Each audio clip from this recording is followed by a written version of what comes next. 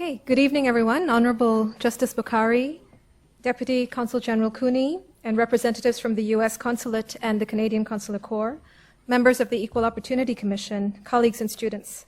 I'm most delighted to welcome you this evening to the official launch and screening of Hong Kong's Hidden Stories, I Am Hong Kong 2. This is a Center for Comparative and Public Law project generously supported by the Consul General of the United States of America. This provides you with a very brief overview of this evening's rundown, although we are now running 15 minutes behind our schedule, but hopefully that won't mean that we will run too late after the proposed end time. If you'll kindly indulge me, I would like to share with you over the next 10 minutes or so the background and context which informs this particular project. In September 2015, the CCPL published the Status of Ethnic Minorities in Hong Kong 1997 to 2014 report, which was commissioned by Shalini Matani, who is a Hong Kong ethnic minority woman and chair of the Zubin Foundation. Over the years, as I've worked on minority issues in Hong Kong, I have met with a certain resistance towards the possibility that racism is endemic to Hong Kong. When I would meet with government officials in Hong Kong, the common perception or attitude seemed to be that Hong Kong does not have a racial discrimination problem. It's more of a lack of understanding of other people and their ways of life. The impression or the common sort of response I got was, we in Hong Kong are a very harmonious society that is inclusive and one with a most generous spirit. There's no doubt that Hong Kong is generous in its spirit, and there is no doubt that there is something very special about being a Hong Kong person. However, officials would often say that there is no evidence that we have a systemic problem of discrimination in Hong Kong, and any instances of marginalization are circumstantial rather than systemic. Indeed, one official whom I met in Geneva when I was making representations on behalf of Hong Kong ethnic minority children with respect to the segregated schooling system that many of them were a part of in Hong Kong, chided me for going all the way to Geneva to say something which she felt I could have said just as well in Hong Kong in private. She said that the system could not have been a failure because it produced someone like you, and you seem to be doing well, so why complain? And that, of course, is part of the problem. It represents one of the foremost motivations behind the effort, therefore, to publish a comprehensive compilation of all existing data and research pertaining to Hong Kong's ethnic minorities across a range of indicators since the handover. First, the studies that have been done so far on racial encounters in Hong Kong affirm that Hong Kong has a racial hierarchy in which brown appears to be right at the bottom. The studies also show that ethnic minority children are less likely to be in pre-primary education and more likely to drop out in Form 5. As a result, they're also less likely to obtain postgraduate education. Language presents itself as a recurrent barrier that impacts entry into mainstream schools, but also prospects for doing well at school, and ultimately undermines children's self-confidence and self-esteem. 30% of ethnic minority children that have participated in studies have said that they think that their teachers dislike teaching them, or have an impression that they are lazy, troublesome, or that they should learn Chinese in the same manner as other Hong Kong Chinese students under the mainstream curriculum. However, as we've all come to see in recent years, the Chinese curriculum is so tough that nearly 50% of Hong Kong Chinese students find it difficult to attain level 3 pass in the DSE Chinese subject. Ethnic minority youth appear to be less likely to be employed, whereas our ethnic minority elderly appear to be working well past their retirement age when compared with their Chinese counterparts. 34% of South Asians say that the inability to read and write Chinese has a direct impact on their employment prospects. The graph shows that certain ethnic groups appear to be less likely to speak Cantonese compared with other ethnic groups. And this is supported by the fact that ethnic minorities, except Indians, are more likely to end up in elementary occupations. And the fact that they earn less than the average Hong Kong monthly median income. Poverty is a serious problem that also impacts ethnic minority communities, as is child poverty, and the rates of poverty in some ethnic groups are shocking and warrant urgent attention. The term ethnic minority itself has also been a cause for concern among ethnic minorities that have been studied. 63% of those participating in research studies have said that they identify themselves as Hong Kongers first, followed by their ethnic identity. And so it reflects that the term ethnic minority doesn't resonate as a descriptor among most of this community. It has become clear from this very cursory overview of the research conducted that there are a variety of areas of life in which being an ethnic minority or being perceived as one has a direct impact on your prospects in education, employment, and your overall socioeconomic well-being. The findings show myriad ways in which the trajectory of one's life is negatively impacted due to misperceptions about identity, belonging, and rights, and attitudes towards Hong Kong's ethnic minorities. The report, moreover, reveals that there are rampant stereotypes which dominate various spheres and lead to the underrepresentation of ethnic minorities in some sectors and then their overrepresentation in others. At the same time, however, the report also highlights that ethnic minority communities are a diverse population, and different groups have different needs and experiences and different challenges that are unique to them. And this may have to do with history, background, opportunity, and access. Despite these findings, however, the common perception appears to be a negative one, which paints ethnic minorities as a problem for Hong Kong. They're often spoken of in terms that suggest that they are not Hong Kong people or do not contribute to the society or are proving to be a strain on the community's limited resources. They're perceived as transient populations that are not here to stay. Many of us, of course, have resided in Hong Kong for generations. Indeed, recent discourse has hit a new low, where the term ethnic minorities is increasingly being conflated with South Asians or refugees or asylum seekers, and we're reported to have contributed to Hong Kong's growing refugee crisis or Hong Kong's growing drug problem, for example. The response to the report, which presents staggering evidence of systemic discrimination, has been one of denial. This cannot be happening in Hong Kong, or the issue is not discrimination, but rather individual instances where a group is responsible for the attitude or this perception, these negative impressions, because they're not trying hard enough, or they're part of the problem. They do not wish to integrate. They do not perceive themselves as Hong Kongers. To help put this discourse into perspective and to tackle some challenging themes in relation to exclusion and to address these misconceptions and stereotypes about ethnic minorities, the project's humble aim is to provide a platform for ethnic minorities to write their own script and narrate their own stories in their voices, in the hope that some of them can help transform the public script that is being written about various ethnic groups in Hong Kong at this particular time. The vision was to share the experiences and challenges as well as the triumphs of Hong Kong's ethnic minorities in their own voice, to showcase their commitment to Hong Kong, their sense of identity as Hong Kongers, and most importantly, to provide a counter-narrative to the dominant discourse. The narrative voice carries the power of authenticity and authority over one's story and one's message, over one's history. And this, sadly, is often distorted in media reports and other representations of ethnic minorities in Hong Kong. The project also aims to encourage others to reflect on their own Hong Kong journey and to talk about these experiences, to find common ground with ethnic minority communities, and to draw inspiration and encouragement from them so that they can envision a brighter future for themselves. The idea was to understand life as Hong Kong's ethnic minorities' experiences, similar in many respects in terms of how they feel about Hong Kong as their home, their love for Hong Kong and the people of Hong Kong, as well as their capacity to behold multiple identities, of which the Hong Kong identity represents an indispensable part.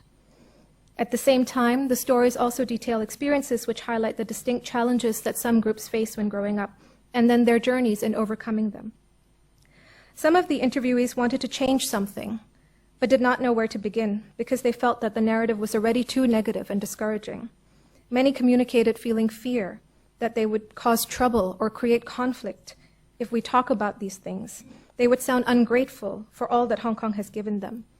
Some also did confess being worried that their stories would be challenged. And indeed, some of these are being challenged in the online community, mostly by other ethnic minorities who reject this narrative as one which paints all ethnic groups as victims. They consider talking about discrimination and exclusion to be defeatist. And they are of the view that because they made it without anybody's help, that they should look inward for the causes of exclusion or discrimination and work harder and stop complaining.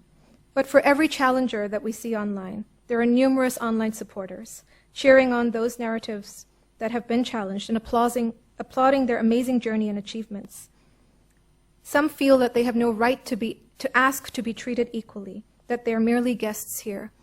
I hope that on this occasion, which is an attempt to mark the International Day Against Racial Discrimination, they will recognize that we are all human beings and we inherently have rights to be treated equally and without discrimination. In the weeks since the launch, I am pleased to say that some of the interviewees now begin to see that they wield a unique power to challenge the existing discourse. These very short videos give the viewer a window into the thread that unites us all, a sense of attachment and belonging to Hong Kong that makes it our home, but also the varying levels of acculturation across different people, which reflects the inherent diversity that is characteristic of Hong Kong society.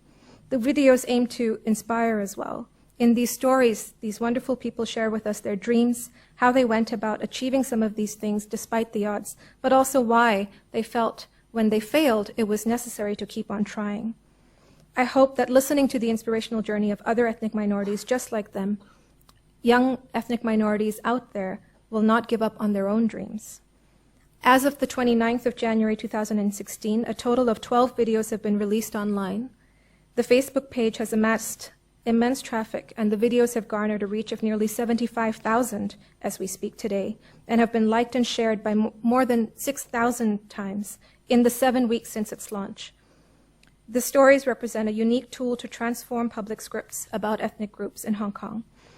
And it is most fitting to have the opportunity to launch this video today to mark the International Day Against Racial Discrimination, which fell yesterday, and to raise awareness about Hong Kong's obligations under the International Convention on the Elimination of All Forms of Racial Discrimination. This project would not have been possible without the generous support of my colleagues at the U.S. Consulate. Thank you very much. I would also like to express my gratitude to all your colleagues for your receptivity to the proposal that I made, which there have been a lot of uncertainties about as to whether this is a good project or a bad project and it's going to achieve its aims or not, but also for your patience with me as I had 3 babies over the course of the period that I was engaged for this project for. One is the Status of Ethnic Minorities report, the second is this video project, and the third is an actual baby. I must also thank the very dedicated team of research and technical assistants who helped me at every stage in organizing the interviews and collating and editing the videos. These students are Yan Chan, Shirley Zhao, Kenneth Ng, Eugene Low, and Rachel Lee. They have dedicated a tremendous amount of time to the project. My hope is that in this project, the students have gained an insight into a world inhabited by other Hong Kongers just like them. I hope that you will like these videos for what they are, and I hope that you will share them widely. I hope they will be a useful tool for engaging others in the discourse that surrounds us today in Hong Kong as we think about who is a Hong Kong person and what is the Hong Kong identity, which is no doubt a most critical question confronting Hong Kong in these days. It now gives me great pleasure to invite Deputy Consul General Tom Cooney to officiate today's screening of Hong Kong's Hidden Stories. Deputy Consul General Cooney's Foreign Service career began in Hong Kong in 1995, and he returned in Hong Kong in August 2013 as the U.S. Deputy Consul General to Hong Kong and Macau. Most recently, he has served for 2 years as the State Department's Foreign Policy Advisor to the Commanding General of the U.S. Army Pacific Command in Honolulu in Hawaii. Mr. Cooney has also completed various diplomatic postings in the region, including in Shanghai and Beijing. A career member of the Senior Foreign Service, he has been honored with several State Department Superior and Meritorious Honor Awards, the State Department's 2013 Foreign Policy Advisor of the Year Award, and the U.S. Army's Meritorious Civilian Service Award, and the Public Diplomacy Alumni Association's Global Achievement Award for his role as the Deputy Commissioner General of the USA Pavilion at the 2010 Expos. We are most honored that you are able to be here today. Ladies and gentlemen, please express our warm welcome to Deputy General Cooney.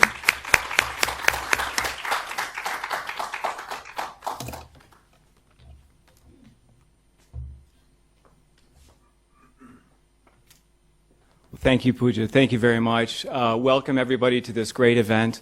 I'm mindful that we started a little bit late, and I've had the opportunity to click on some of the links on the Facebook page and watch a few of the videos already. So I'm not going to talk too long, but because there's some great stories that need to be told, hidden stories that will no longer be hidden. I just want to say that the United States Consulate is very honored to be associated with this project, to support this project. And it's not just because anything that Pooja asks for, she gets, because she does. She's a fantastic partner, and we really appreciate working with the Center for Comparative Law and Public Policy here at Hong Kong University.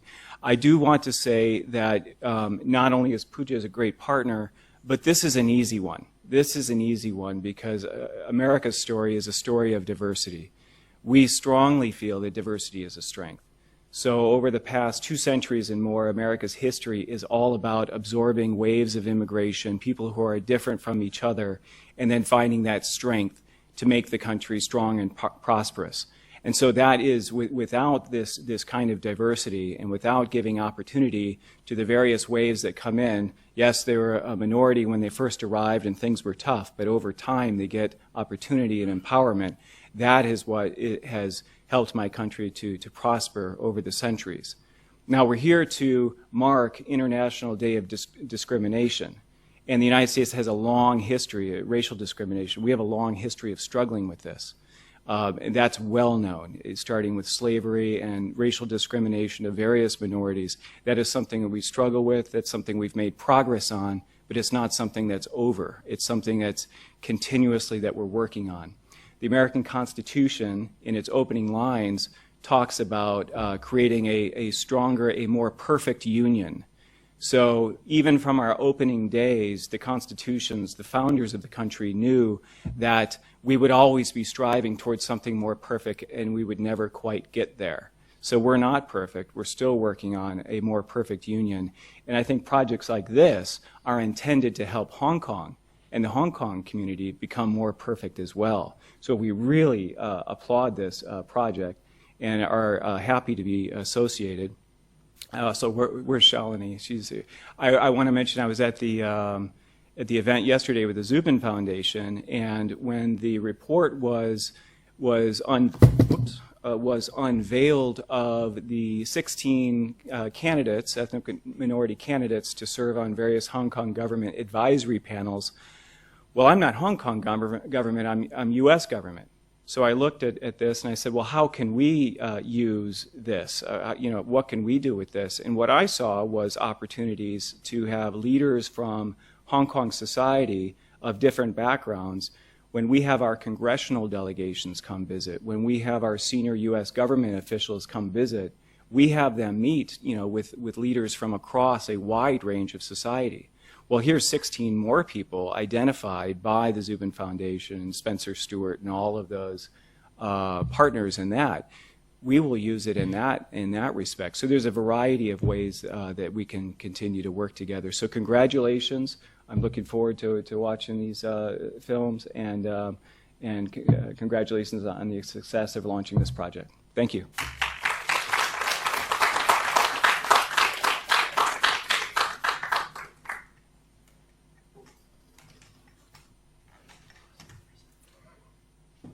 So without further ado,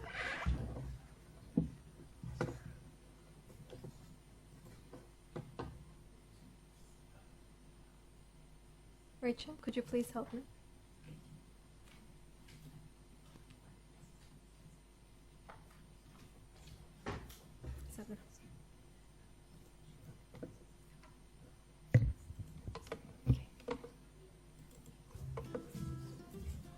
Get the light.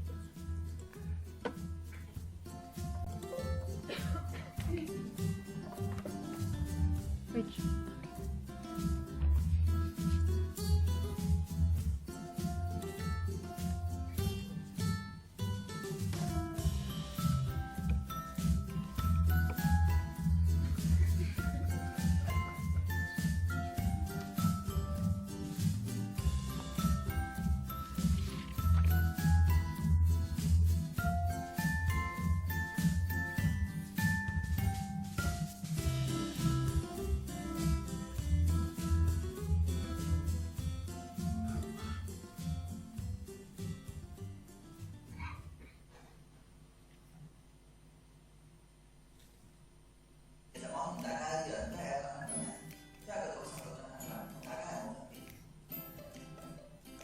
你嚟自邊度㗎？咁啊，我係印度人啫，但我嚟自香港，咁啊，好香港土生土長，所以香港咧係乜嘢人都有，亦都要記住就係乜嘢人咧都覺得香港係佢屋企，係因為香港唔係個種族，係個心態，而我嘅心態就係香港精神啦。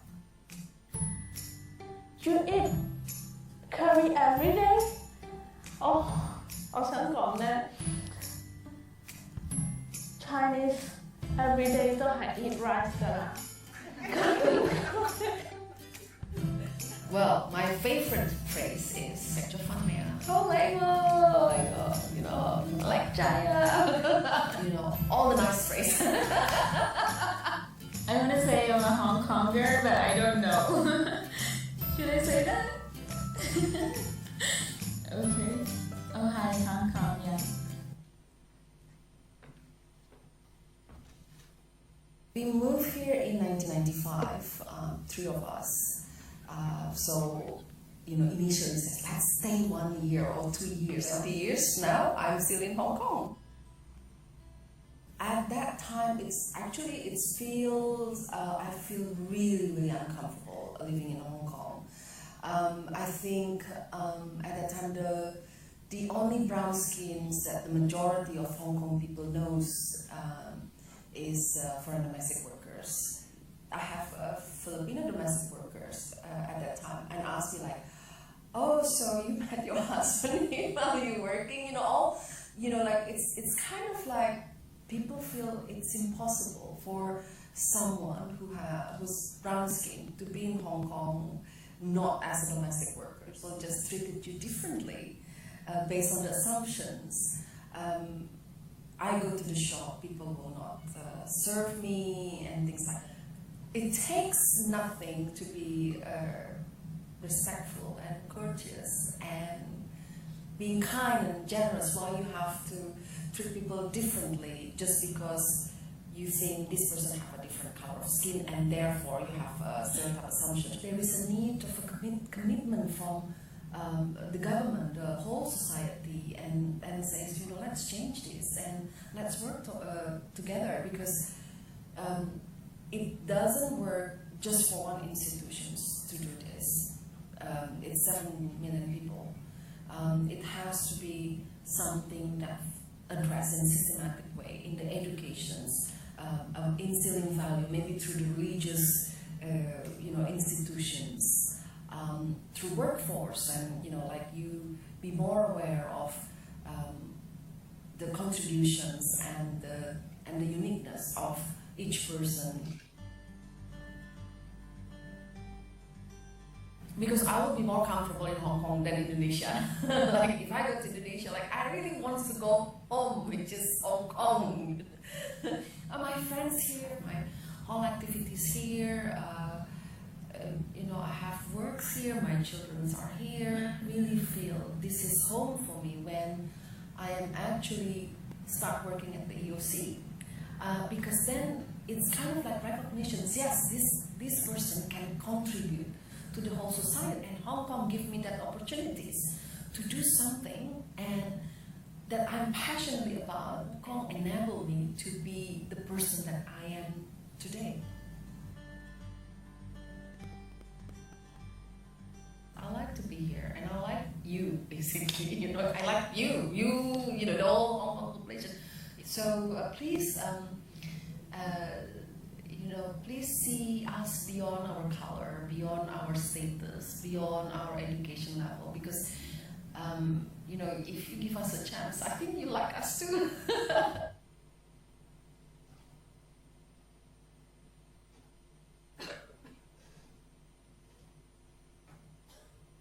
I came here in 2008, which is actually I came with my family. I was a student back then, went to a local school. It's not so local, it's ethnic minorities dominated. My whole class was Pakistani, Indians, Thai, and Filipino. It's quite a good environment, but I couldn't really get to have a lot of Chinese friends. So what I started thinking was maybe it's like they don't like me, or it's because of my scarf, or it's because of my appearance and everything.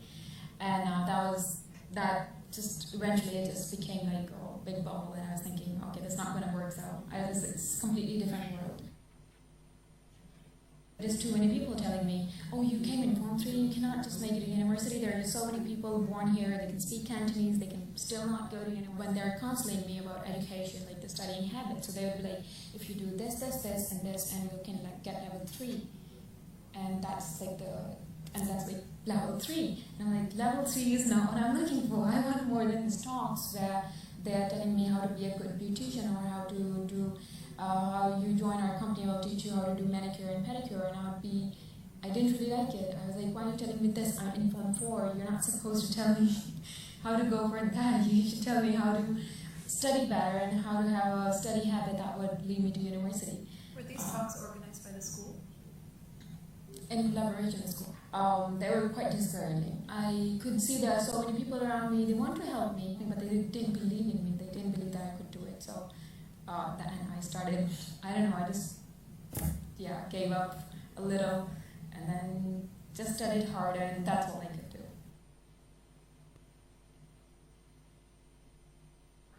The major factor was one of my teachers. He always, I don't know if he actually believed in me or he was just trying to help me out. I don't know what he did, but once he called me up and he's like, did you apply in any colleges?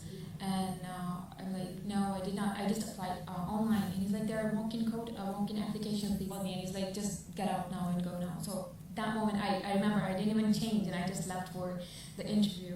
And it went well and they took me in for the law. First time, my first good Chinese friend would be in space. So the first time I remember, I told them, I was like, I need to go to this place, and they're like, what are you going to do? And I was like, I'm going to pray. So they're like, can I observe? And I'm like, yeah, sure. So that was really like a surprise because I didn't know. I thought if I tell them I'm going to pray or something, they're going to be like, okay, bye. And they start avoiding me gradually, but they didn't do that. So that was the time that I realized, okay, they're just like me. I mean, the way I have questions about them, they also have questions about me. So just never stop trying. I mean, they can take a break. Try not to think of giving up completely. If you need a break, just give yourself a break and then think about how to continue again and how to just get back.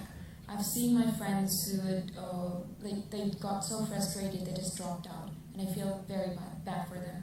If I see them today again, I would encourage them to just get back, and I'm there for them. So for EM students who are especially in secondary school, I want to let them know there are just so many students in universities now. Sometimes our schools, they don't really have a clear idea of how many students there are in the universities. I was told there are not many, but when I came to university, there was a lot. And there are a lot of people who are willing to help, so I would suggest them to ask for help.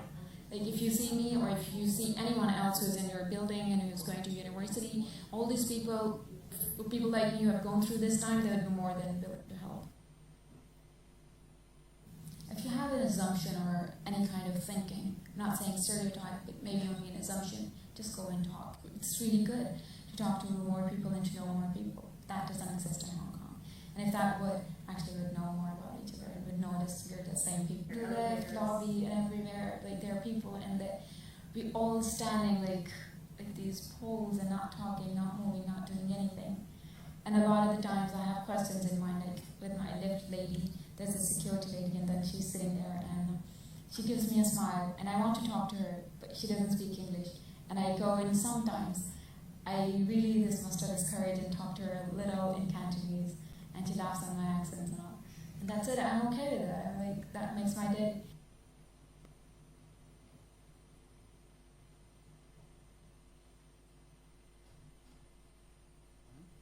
Hi, my name is Kav. I'm from Nepal originally, and I have been in Hong Kong for more or less around 15 to 16 years now.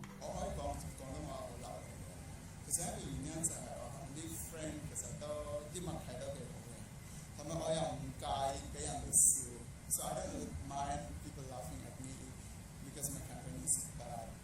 Actually, that's a good point. But the whole environment will be very friendly if you don't mind people laughing at your Cantonese. My dad was born in Hong Kong, and I was born in Nepal. So Dad started to move to Hong Kong from 1992, something like that. My mom and dad said, "Oh, why don't you come to Hong Kong?" I would have to say Hong Kong, especially like after I came to Hong Kong when I started to like make more friends in Hong Kong from primary school. And then when I think about Nepal, it's very far away. I mean, not just the distance, also in the sense of a heart. I feel I'm not very connected to Nepal anymore. Although I do have a sense of belonging there also, but I strongly feel that Hong Kong is my home because a lot of my good memories, bad memories, also best friend is also made in Hong Kong, and I met them here. So, and even I think I should say that more of my childhood is spent in Hong Kong than in Nepal. So, in that sense, Hong Kong is my home. Yeah.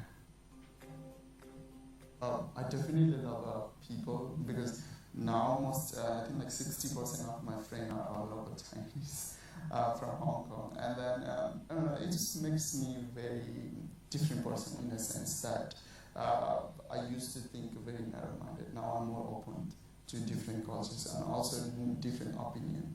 So I really like Chinese cultures also. So when I say people, Chinese cultures comes in the mind. And the way they work very hard, and at the same time they try their best to play hard. So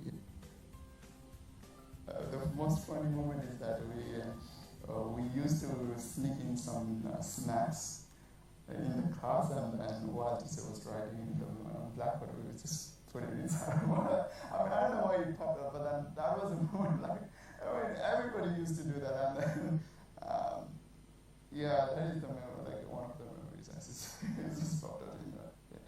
Would you share your snacks? Yeah, like next to my. I mean, if you do it alone, it's not fun. So we do it together, and then we seldom get caught, and because like we can't chew, and then if we chew, and then we will make that funny sound. So that was the funny memory. Yeah. I really did not even think of I would have an opportunity to get into university. I was really focused on gaming. As a result, my academic was really poor. I was considered like bad student. I had one Chinese teacher, and she really believed in me that I can do good in terms of maths and in terms of like having a good future. At the moment, I just finished my university. I majored in accounting and studied in City University of Hong Kong. I will be working as an auditor. Always need to hope for the best and prepare for the worst, but at least try. Don't be afraid to do something different, and that's actually what differentiates us. 大家好，好高興見到就或者睇到呢個 video 啦。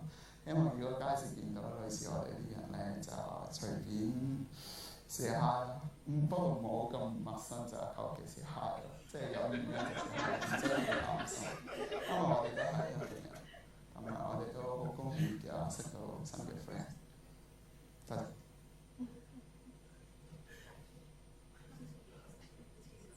Hey everybody, I'm Vivek Mahbubani, born and raised in Hong Kong. I know I don't look Chinese, but Hong Kong is my home. The reason I say that is because I was born and raised here, my habits are like anyone else, and I speak Cantonese. So it's like a superpower, as I always say, because I say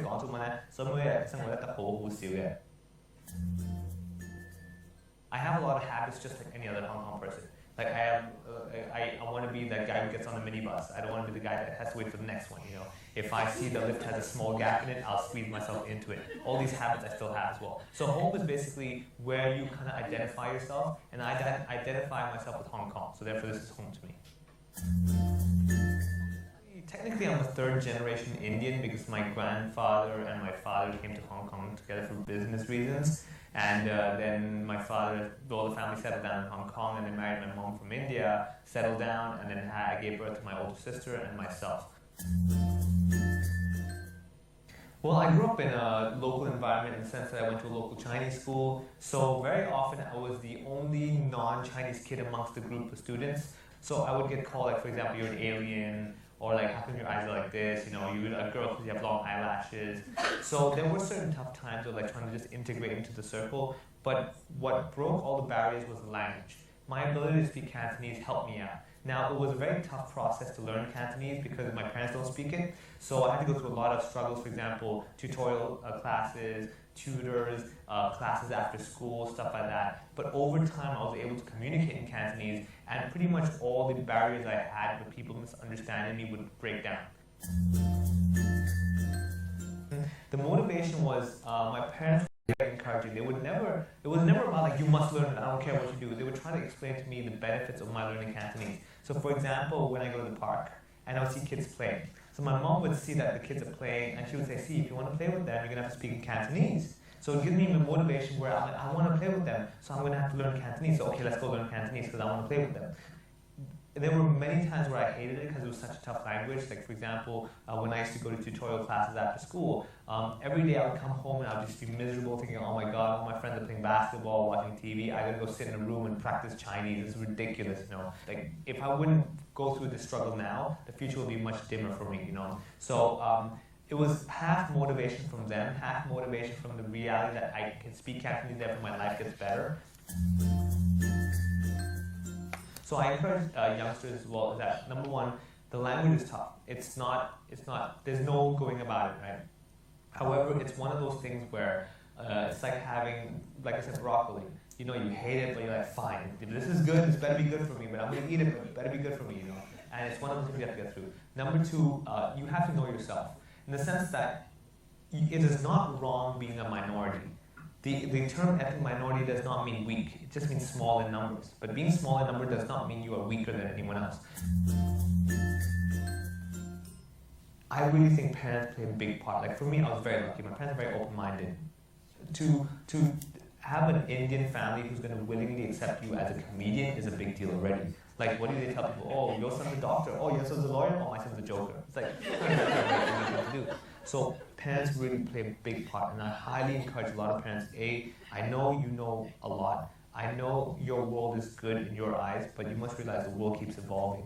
Allow your kid to evolve. Allow them to see more than what you think they should see. Not to say that just let them freely run around, but the point is like, why not share? They're exploring, you explore, let's all explore together. Because, for example, the parent that says, oh, don't go on Facebook, don't go on the internet's full of rubbish, you know, is going to really limit their child for the rest of their lives. Imagine a kid today who's in Hong Kong who's not allowed to get on the internet will lose out a lot of information. Of course, you might say you're protecting them, but there's a lot of good stuff as well that they're losing out. So parents need to evolve along with their child. 首先我想講咧，就係喺香港咧有好多非華裔嘅人士咧係其實當自己係香港人㗎啦，即係好似我咁樣，我係一個印度人，但係人哋問我你嚟自邊度㗎？咁啊，我係印度人啫，但我嚟自香港，因為好香港土生土長，所以香港咧係乜人都有，亦都要記住就係乜人咧都覺得香港係佢屋企，係因為香港唔係個種族，係個心態，而我個心態就係香港精神。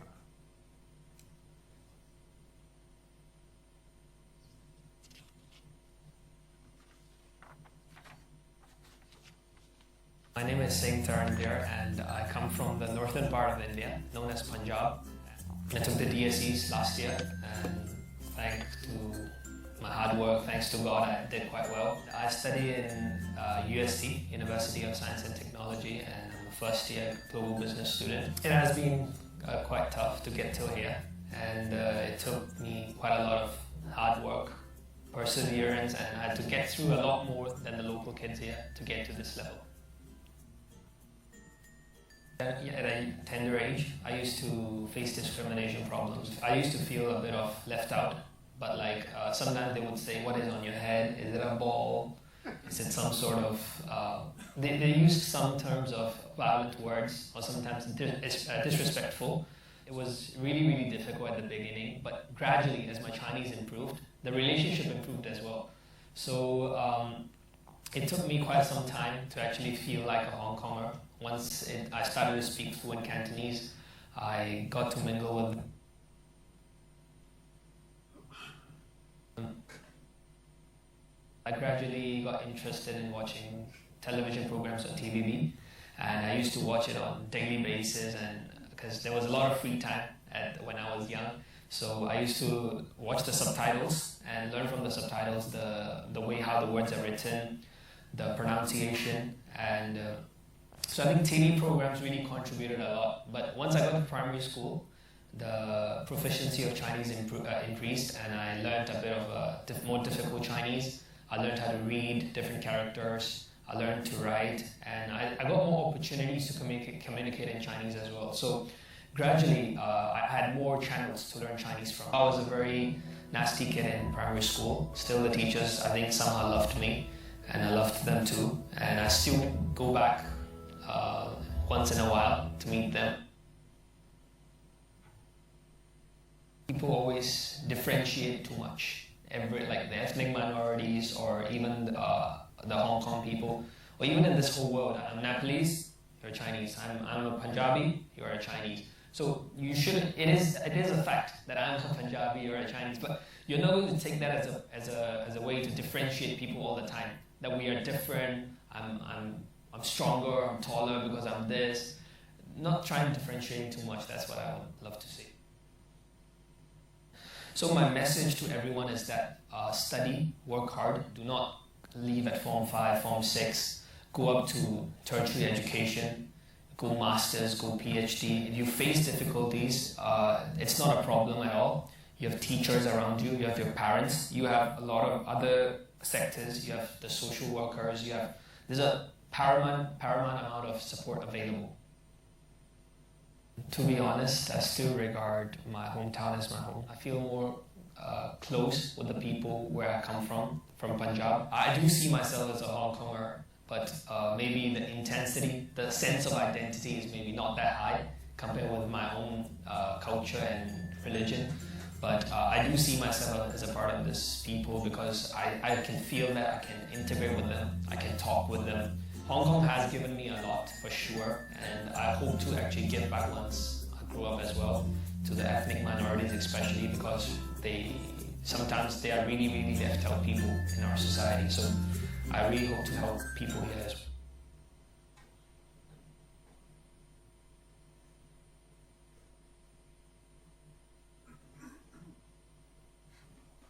我係 Hina 啦，中文叫 Hina 啦。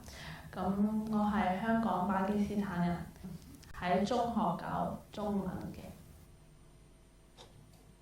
我係香港嘅第3代，香港係我屋企，巴基斯坦係我嘅國家。我嘅習慣，我都會食香港嘢，我都會講廣東話，我都有香港朋友。我嘅所有嘢，我會睇香港劇，但我唔會睇巴基斯坦劇。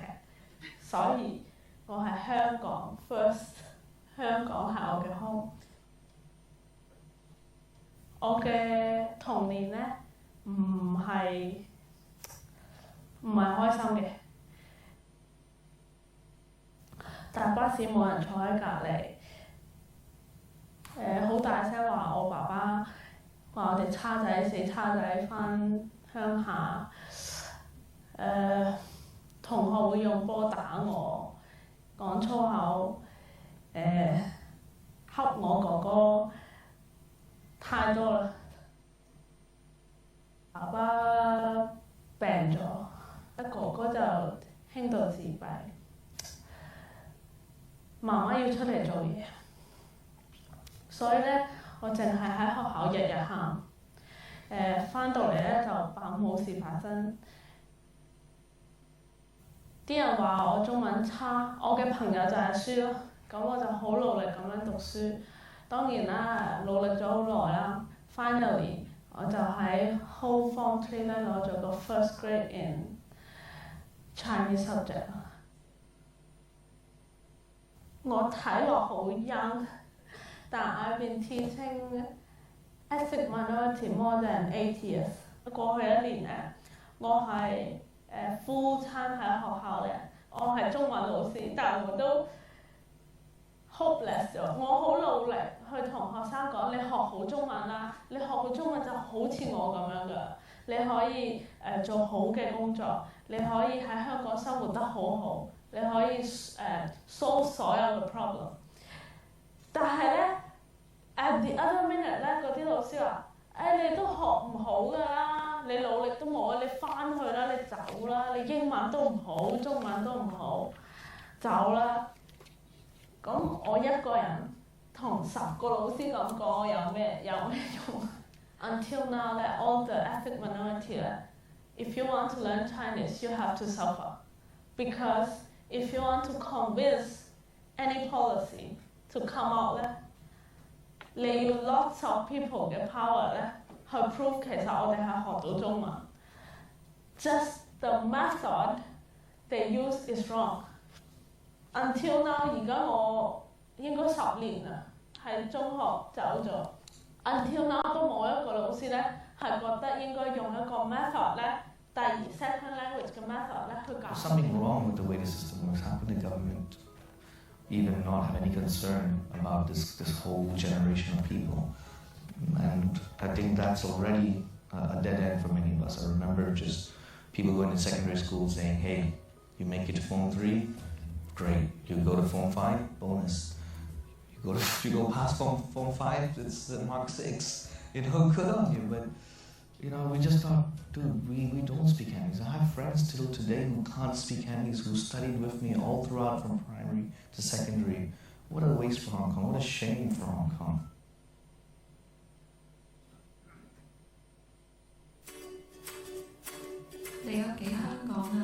You leave Hong Kong for 2 weeks. There's a sense of you're just longing to go back home. You want your char siu fan, you want your chong fan, you want your food. You're used to your 7-Elevens. You're just used to your environment. Cantonese. Everything's so accessible. When you go back home to India, Pakistan, wherever, you don't have that connection anymore. A lot of habits, just like any other Hong Kong person. Like I want to be that guy who gets on the minibus. I don't want to be the guy that has to wait for the next one. If I see the lift has a small gap in it, I'll squeeze myself into it. All these habits I still have as well. Born and raised in Hong Kong, my grandfather came in the early 70s as a chef, and then my dad followed suit, and basically we're third generations here. Uncle was also here in Hong Kong since 1912. And they went through the Japanese occupation, and my uncle died during the war. He was bombed by the Japanese. He was in the police. 我係香港嘅第3代，咁我爺爺係香港英皇警察啊嗰陣時，跟住所以咧就爸爸就好細個就嚟咗香港，咁跟住我就喺度出世嘅。Our foundation is in Hong Kong. Life is. 而家香港成30幾年咧，咁我當而家呢個就係我香港係我屋企嚟。People tell me, are you going to retire and go back to India? I'm like, why would I? This is home. Like, do you understand the concept when I say this is my home? I'm not here as a tourist saying, oh, I like this place. I'll enjoy it while I can. This is it.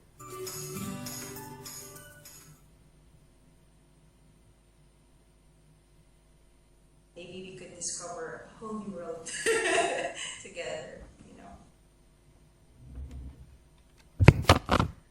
So that concludes the screening of some of the selections that we thought would resonate with many of you here. I also want to take the opportunity to thank each of our interviewees for sharing your wonderful journeys with all of us. I hope that you're pleased with the responses and reactions that you're getting.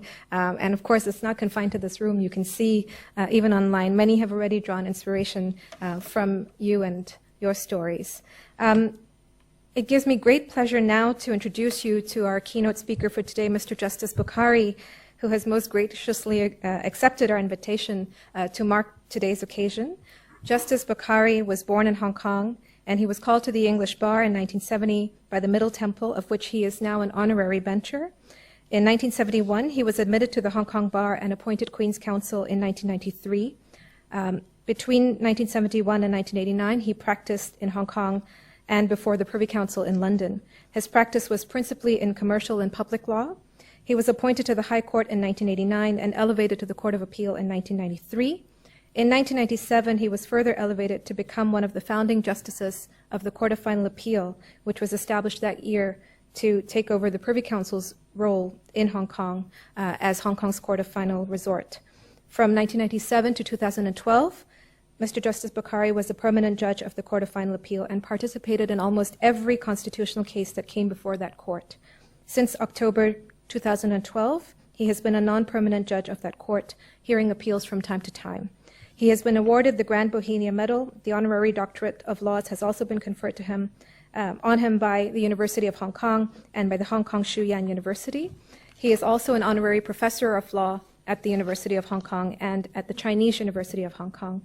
He writes extensively and edits various texts and law reports.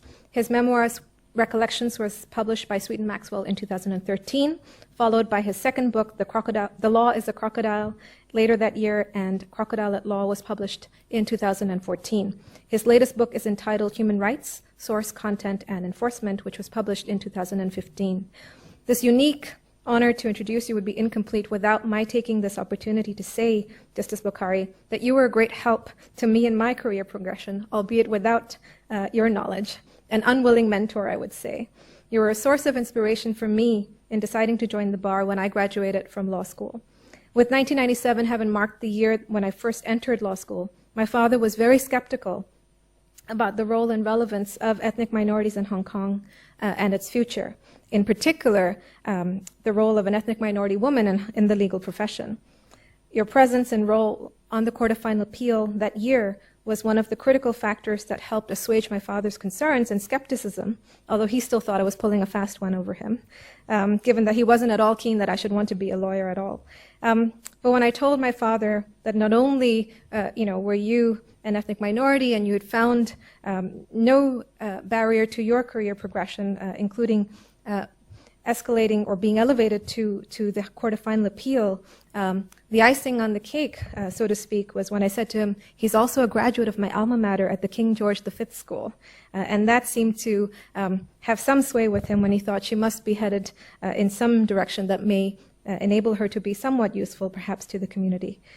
So please accept my most humble thanks to you for making my world a possibility, at least in my father's eyes, at that particular time. I'd like to invite you to please join me on stage. Thank you so much, Justice Bokhari.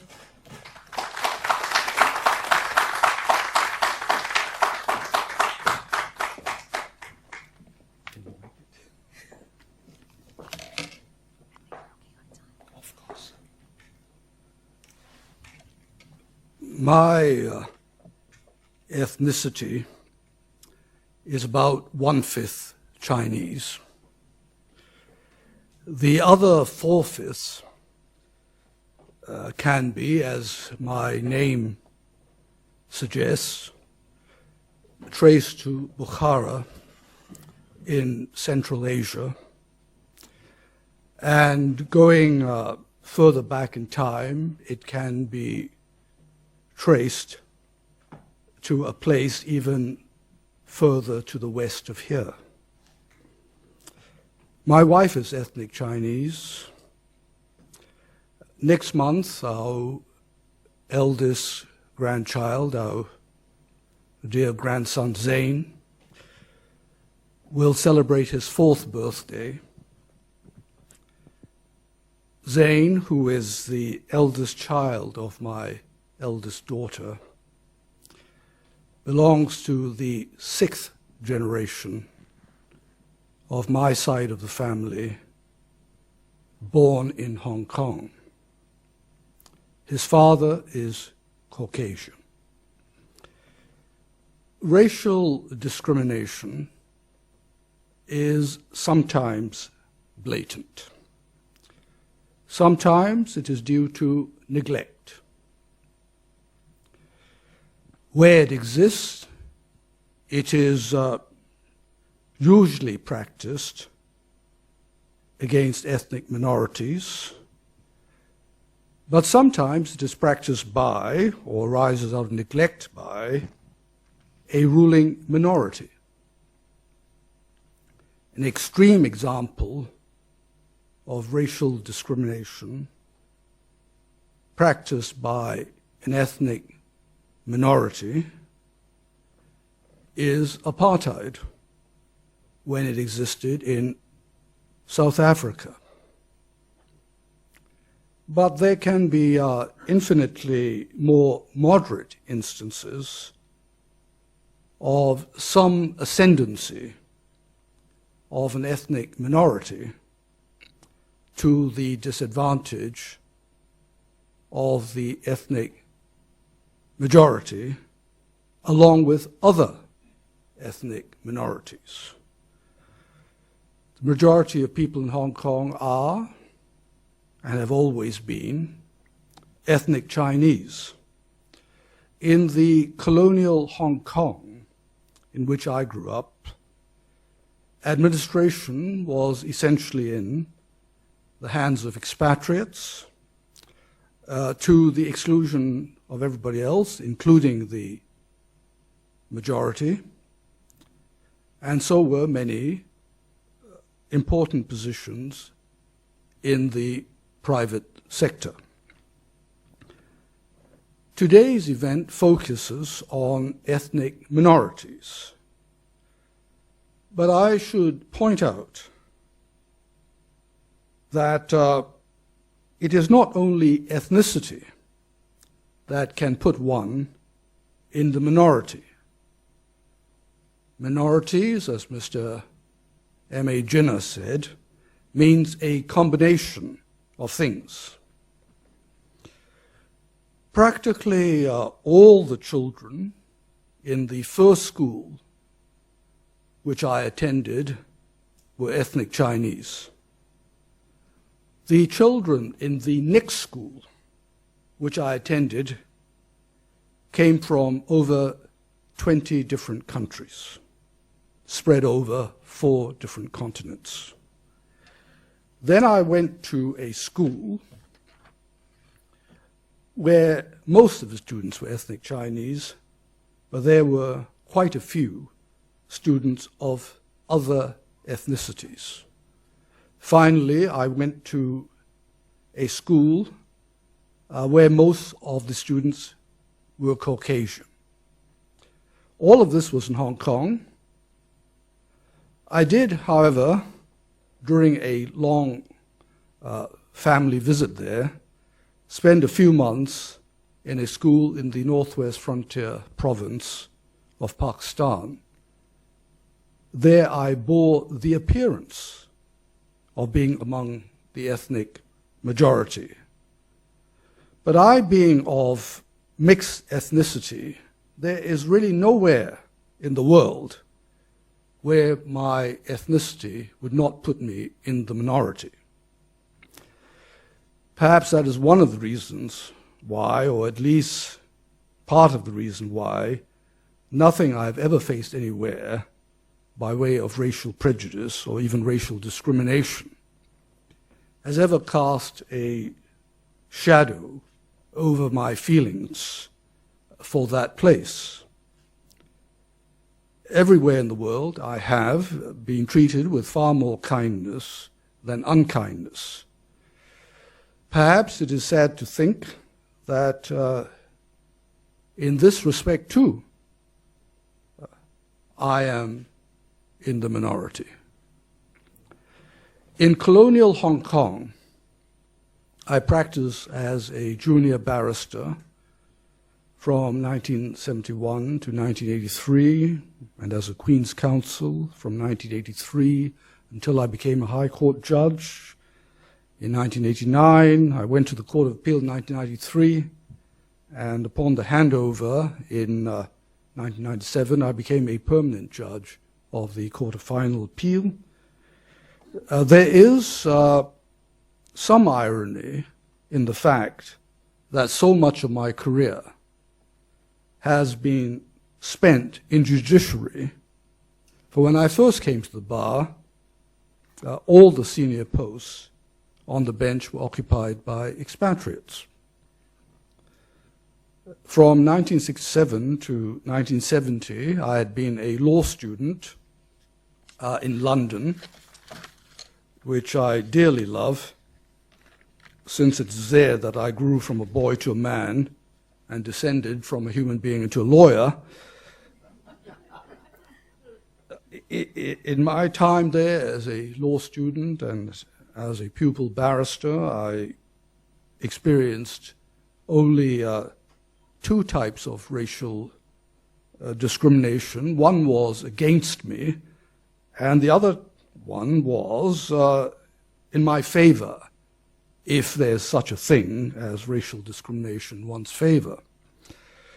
The type against me was manifested in instances in which some landlords informed me that they were unwilling to let accommodations to non-whites. If polite is the right word, I have to say that they were very polite about it, and frankly, so was I. Now, none of this prevented, although sometimes it's slightly delayed, my finding a place to stay. As for the instances of racial discrimination in my favor, they consist of a practice adopted by the ladies working in the staff canteen of a department store in which I had a summer job as a porter. These ladies, none of them white, would serve white people portions of food which were tiny compared to the portions which they served non-white persons. A friend of mine, who happened to be white, was minded to complain, but I dissuaded him by offering him to some thing off my heaping plate when we got back to our table. Now, perhaps I was very wrong to have taken those matters so lightly. However that may be, let us all remember that whatever problems you have faced, whether large or small, should make you more sensitive, not less sensitive, to problems faced by others.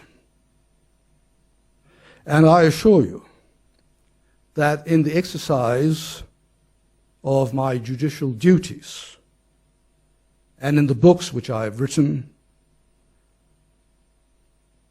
discrimination of any kind is taken very seriously indeed. Equality and freedom from discrimination are central among the human rights identified in the Universal Declaration of Human Rights, 1948, brought into being in the aftermath of the horrors of the Second World War, brought into being as the foundation of a just world order, and through such an order, world peace. 40 years later, after the Universal Declaration, a distinguished international scholar observed that non-discrimination has recognition in international law as perhaps the primary human right. Equality is insisted upon in every major international human rights instrument and in every domestic constitution worthy of the name everywhere in the world. You will find it insisted upon in our Constitution, the Basic Law. It is also vital that these principles are embodied in detailed domestic legislation. There's a large body of anti-discrimination legislation in Hong Kong directed to gender, disability, family status, and race. This body of legislation consists of 4 statutes: the Sex Discrimination Ordinance, the Disability Discrimination Ordinance, the Family Status Discrimination Ordinance, and the Race Discrimination Ordinance. Each of these statutes empowers the Equal Opportunities Commission to issue codes of practice under it, and the Commission has issued codes under all of them. Work has been done and is being done, but much, I stress the word much, work remains to be done. Neither ought we to be cynical, nor ought we to be complacent. You can say the road ahead is long, You can say that it is hard. You can say that it is steep. But let us remember that even as we say all of that, we are recognizing that the road exists. Of course, the law is long while life is short. And it is part of the human story that much of the good things for which a person works does not come within her or his own lifetime. But for those suffering in the present, the thought of relief in the distant future is of limited consolation. So the work to be done is urgent. The British pioneer in this area of law is the Race Relations Act 1968. Disappointingly, no less a judge than Lord Radcliffe disapproved of the statute because he took the view that prejudice and discrimination do not carry any ordinary association of moral ill-doing. I don't agree with that. Prejudice, being a state of mind, does not involve doing anything. But it is the source of discrimination. For discrimination is prejudice put into practice. You cannot outlaw a mindset. And outlawing discrimination flowing from a prejudiced mindset might, in the short term, even harden that mindset. But eventually, in a society where the rule of law is respected,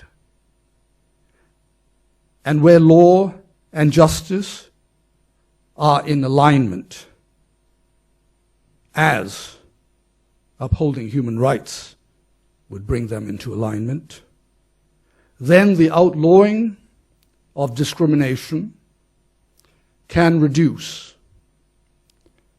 and perhaps come close to eradicating prejudice. There's no denying that the problems are large.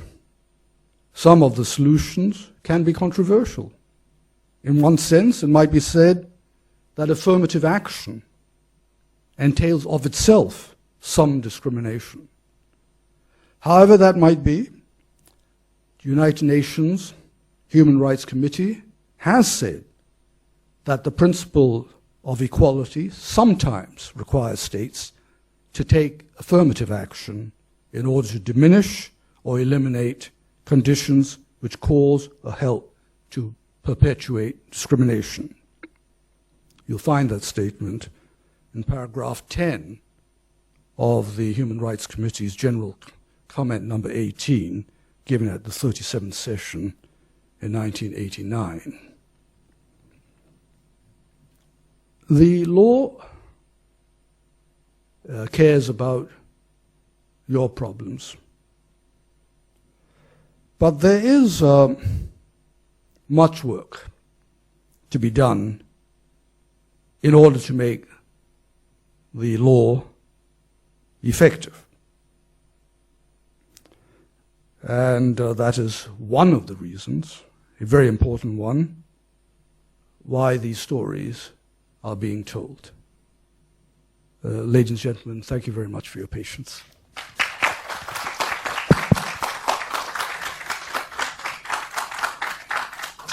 Justice Bakari, if I might just invite you to stay on the stage, sorry, so that Justice Bakari has very kindly agreed to take a few questions. So would you like to take a seat up here so I can moderate. Next to you? And there we go. Okay. So we have just a little bit of time before the panel discussion. If you have any questions for Justice Bakari, please do put up your hand and kindly introduce yourself briefly.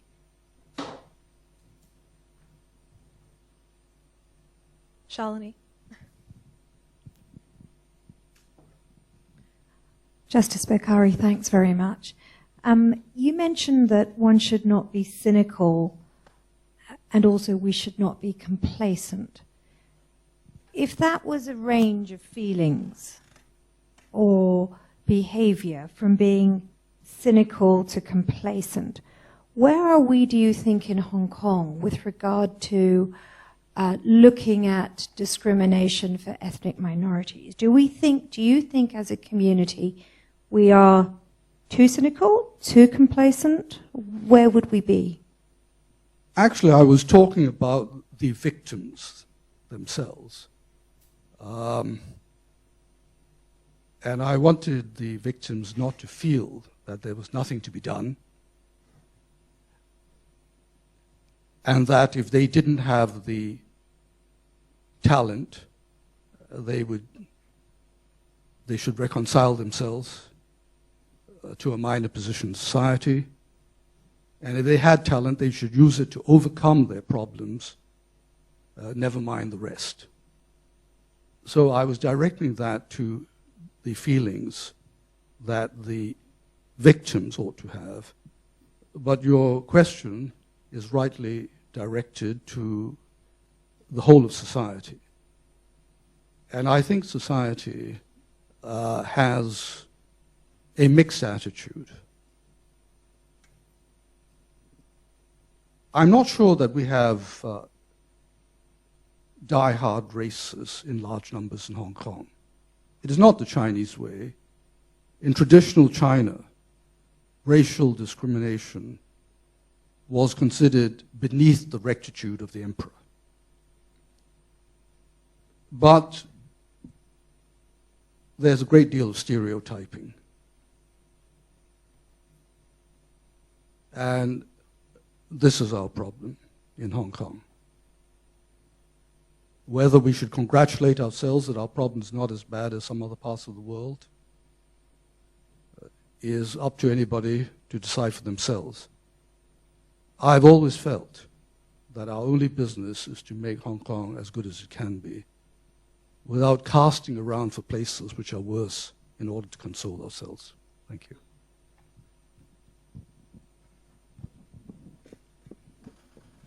Phyllis?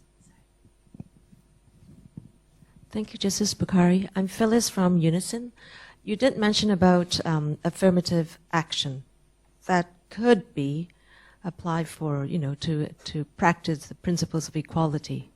But in terms of the population in Hong Kong, we're talking about the number of residents, maybe slightly 200,000 Hong Kong residents, excluding the domestic workers.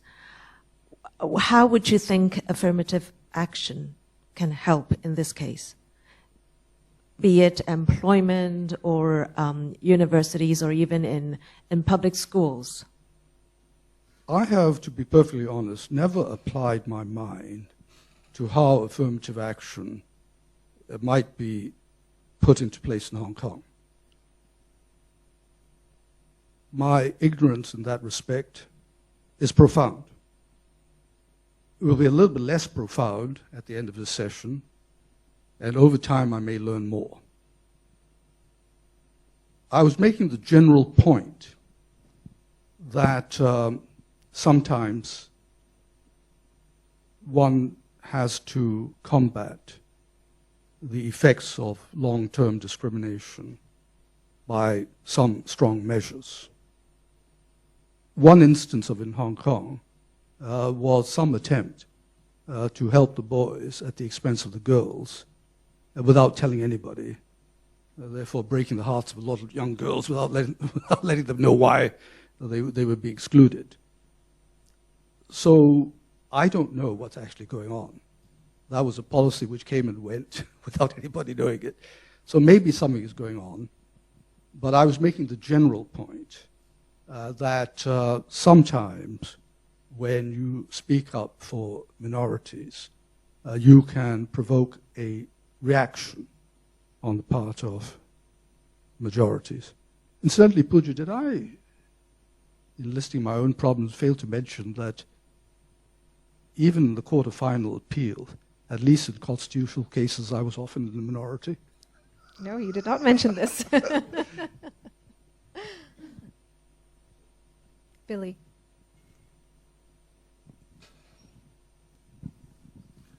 Hi there, Mr. Bukhari. Well, today we talked about, obviously, discrimination on ethnic minorities, but I'd also like to ask you on your thoughts on discrimination, perhaps on the different areas, such as sexual orientation and gender identity. Now, a few days ago, we have a new appointment of the UOC chief, who has said that, well, you know, when he views controversial issues, that needs to be striking a balance with the majority, and I think this is he's talking about when dealing with proposal of possible legislation on discrimination on sexual orientation and gender identity.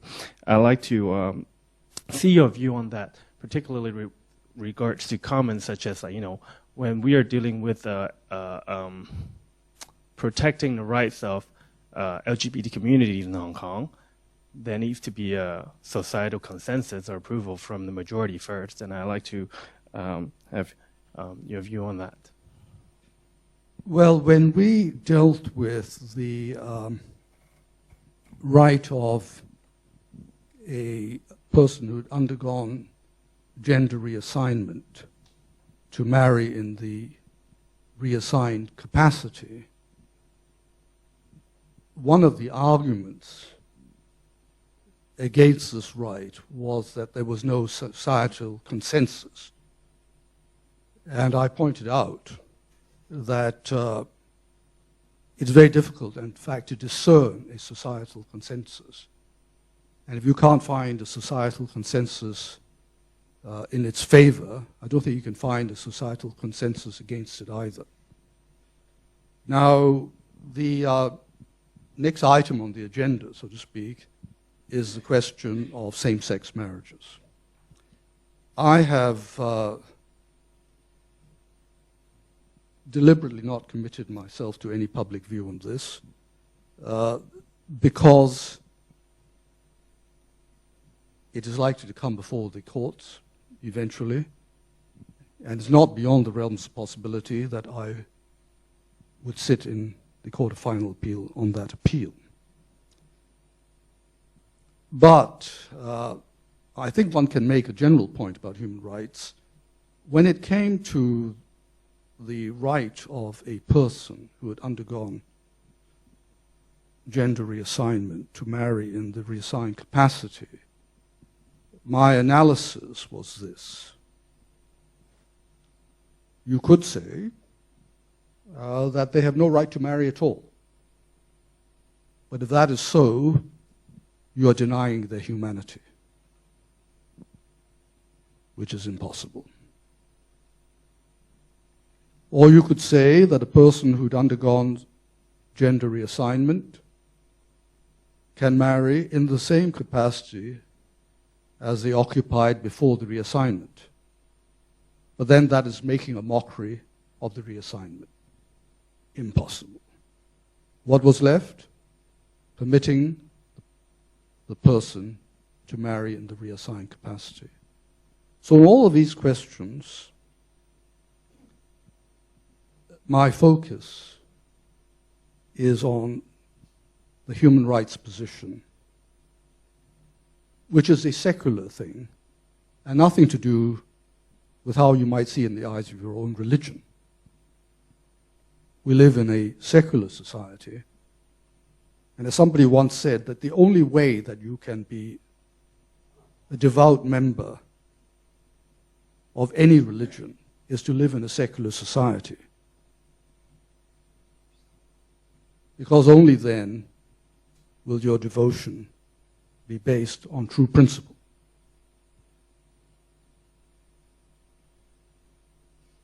And I have always identified as a component of human rights respect for otherness. I wish to emphasize the word respect, I think compassion in this context is patronizing. We have time for one last question, please. Yes.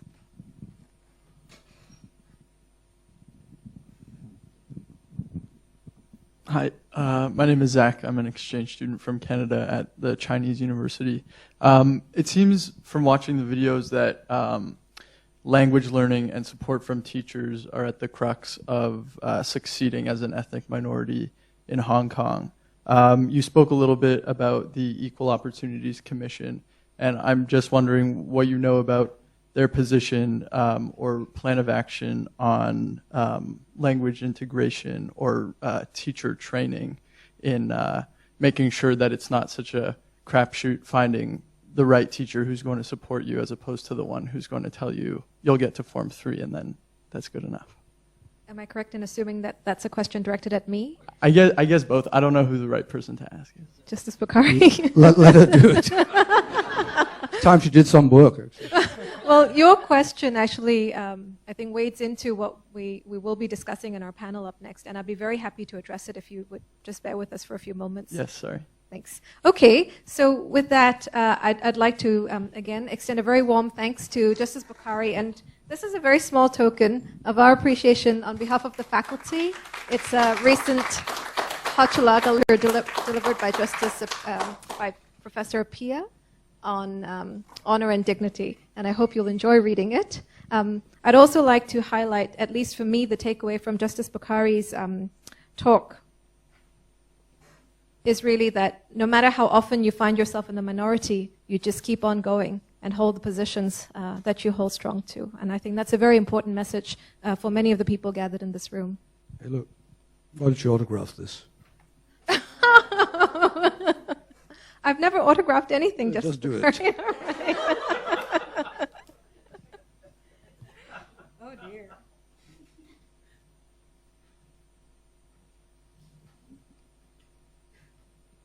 Oh dear, indeed. I was hoping you'd write it in Chinese.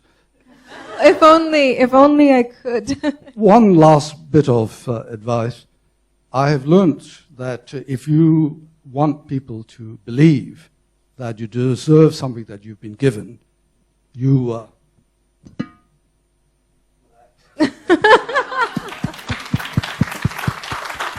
You most absolutely deserve it, Justice Bukhari. It fools them every time.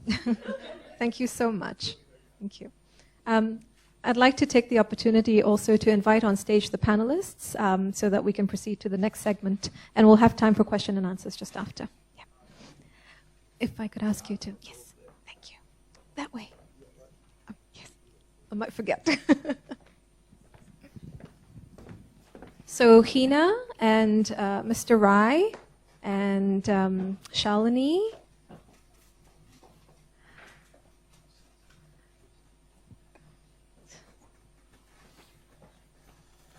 And Phyllis and Jan. Is Mr. Khan in the room? Is Philip Khan in the room? No? Okay. Dharanveer, would you like to join us up here, please? Jeffrey? So no particular order. We're just going to form a sort of a semi-circle.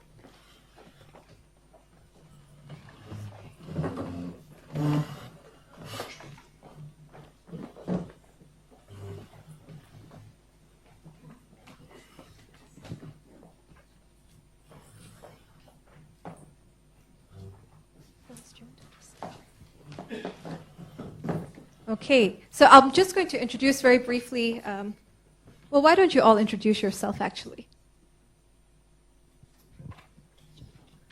Hi, my name is Jeff. I am a social worker here, born and raised in Hong Kong. Thank you.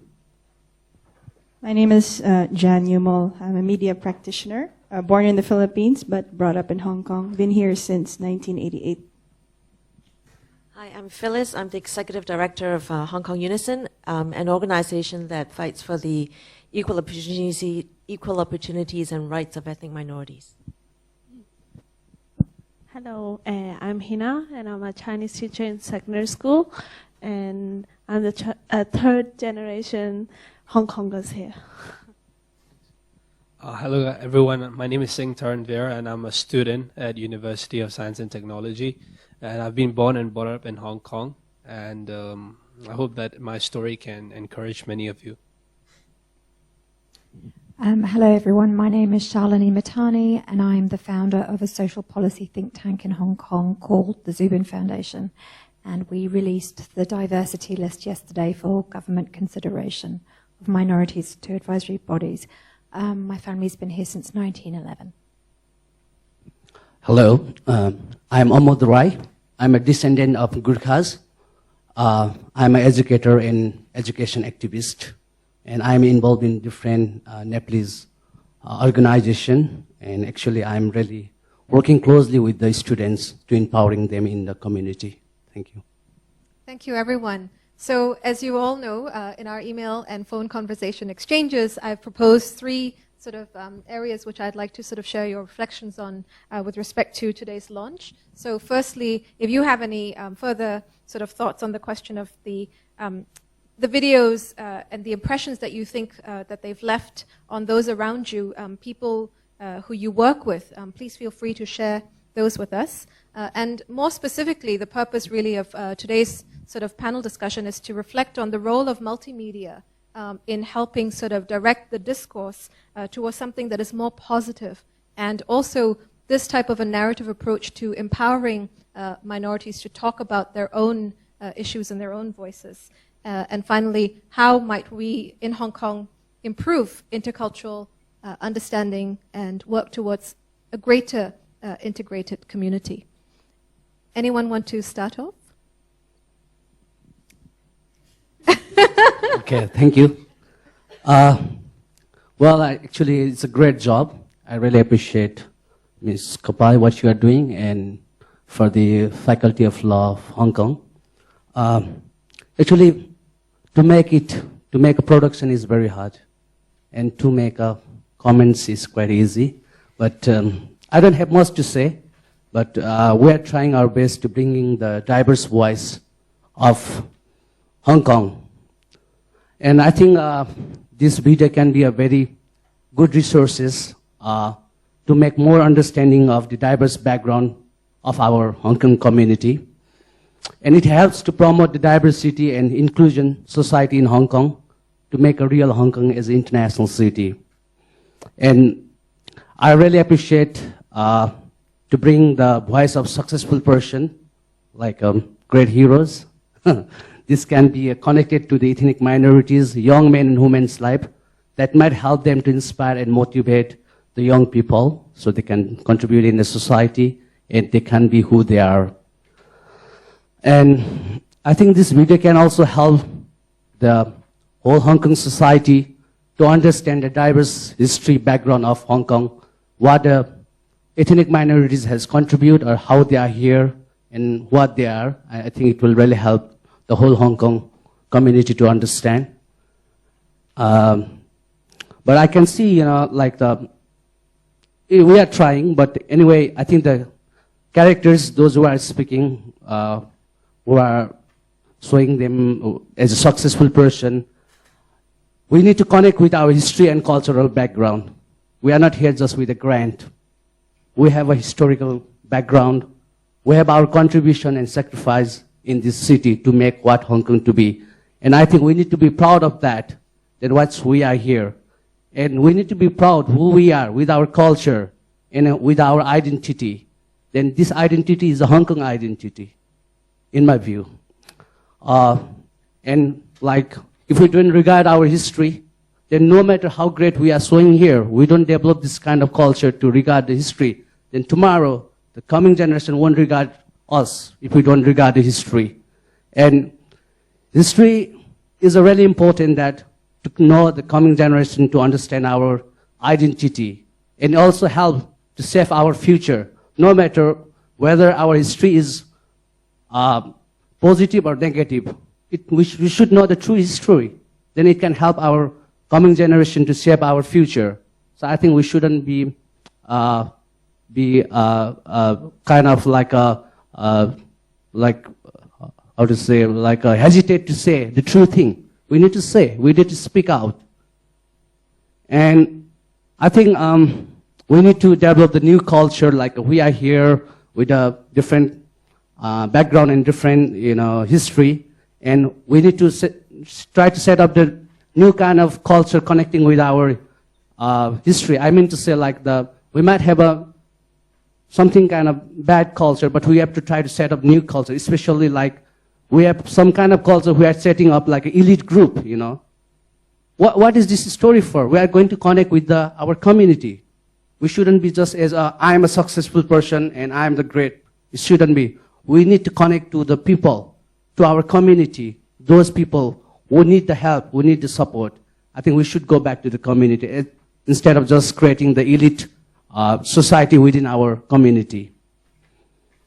And I can see in the video, we shouldn't be level with our race, with any professional, like saying this race is mostly the majority, they do this kind of professional, they are this kind of person.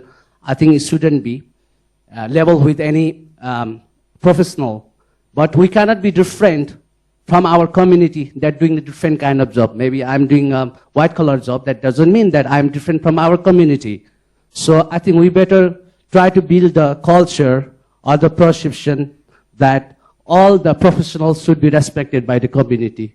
All kind of professionals are very, very important to build a community. Whether it's a blue-collar job or white-collar job, the professionals should be respected by the community. We should try to develop this kind of respect and regard in the society. And the video is more, I think, focusing in the integration. I think it should be focused on inclusion and inclusive. That can really help to say that why we are different and why it is important to be a part of diversity of this community. And to make a more intercultural understanding, I think the Faculty of Law is doing so great job. They're bringing a diverse voice. Same as that, why not the Faculty of Arts, Faculty of Music? Why they are not doing this? I think these are the best way to how we can come together. I don't see like any Faculty of Arts are bringing the different culture, like modules in this study, even the music. I can see mostly the music are just bringing like say like a master's pieces from the Western. But why don't we try to bring our different music together here and build an orchestra? So I think these are the best way how we can be the part of Hong Kong. So I think this should be done. And next thing, I think if we really want Hong Kong to be an inclusive society, and we are being 6% here, then government should try to address as a part of our inclusive society and given to participate equally in the policy making level or in the bureaucracy and everywhere. And as we've been talking before, that might be also taken some kind of steps, measures to address the problem. Thank you. Thank you very much, Mr. Rai.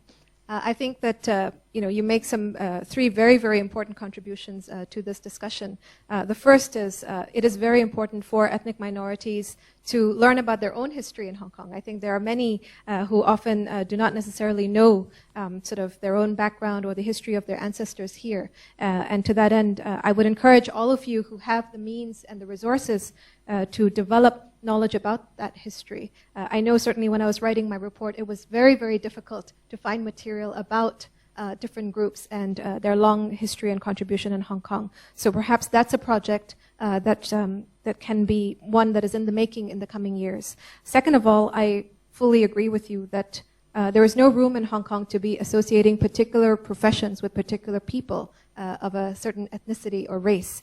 And to the extent that our primary school textbooks have this material in them, that material needs to be rectified immediately. And we have to, I think, take the first step to educating teachers about why that material is problematic. And then lastly, I think on intercultural education, you make an excellent point, and I can share with you that I know colleagues at the university who are very receptive to learning more about different cultures, communities, and music. So if you do have suggestions, I'd be very happy to put you in touch with people who can help share that in the university community at least. Shalini. Thank you. Firstly, Pooja, brilliant job.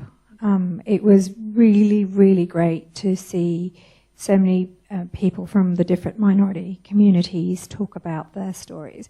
And actually, I was most moved by yours. So thank you. And I really commend you for learning Cantonese the way you did. And I wish more of us did that. So for me, you are the perfect role model. And I just wanted to say that. So well done. I think it's upon all of us in the room here today to look at our strengths and see how we can help others in the community. I think the community itself has failed. And I said that yesterday at the launch of Diversity List. I think we need to do much more. And I think we need to do much more, not just from the grassroots, where I think there has been quite a lot of advocacy for quite a long time. I think it's about us using our spheres of influence upward. And I don't think there have been enough leaders pushing for equality for ethnic minorities in Hong Kong, from the business sector, from the various professions, actually. I have a few takeaways that I've come away with watching those videos. The first one is one of identity. And we all talk about our identity with Hong Kong somewhat differently. You were very interesting when you said, my home is Punjab. And there's no shame in saying that. That is your home. And that is fine. But you can also love Hong Kong. It's not a mutual either or. And I found it interesting the way you talked about your identity. And then others of us, I mean, I certainly in mine, talked about, and I'm glad you didn't watch that because I was kind of screaming going, oh my gosh, no. So thank you for not playing that. But, you know, I define myself as a Hong Kong person, but I know and in my interviews with the candidates of Diversity List, there were some who classified themselves as Chinese nationals. So one, identity and our relationship with Hong Kong. The second thing, which came out and others have talked about it, is language and the need for proficiency in Chinese language. And I noticed that there are very few ethnic Chinese in the room, so most of us are minorities in some way. And, you know, I would ask, what are you doing with your children? What are you doing yourselves to learn the language? Because, quite frankly, there is no opportunity for inclusion if we don't speak the language. The third thing that I came away with was for a love of Hong Kong. We all love Hong Kong. Whether it's you saying, you know, I can't wait to come back and have my char siu fan or whatever it is. It's that craziness. It's the love for your home. And the fourth thing that struck me, and I think it comes to your question from the floor around, and you talked specifically about teachers, but I would use it broader and say we all need a champion. For me, it was a teacher. As a woman, I wasn't allowed to study. I wasn't allowed to go abroad. And I had a teacher who said to my parents, if you don't send her to university, I will. And it's just someone who will just take you under their arms. And I think being a woman, in addition to being an ethnic minority, is hard. And so who does that for us? And can you institutionalize that? And how would you institutionalize that? Some corporates have tried it. Can it work in society? I'm not sure. Thanks. Thank you. Thanks for your, it's very informational, and I feel like everyone here is very professional in the whole field.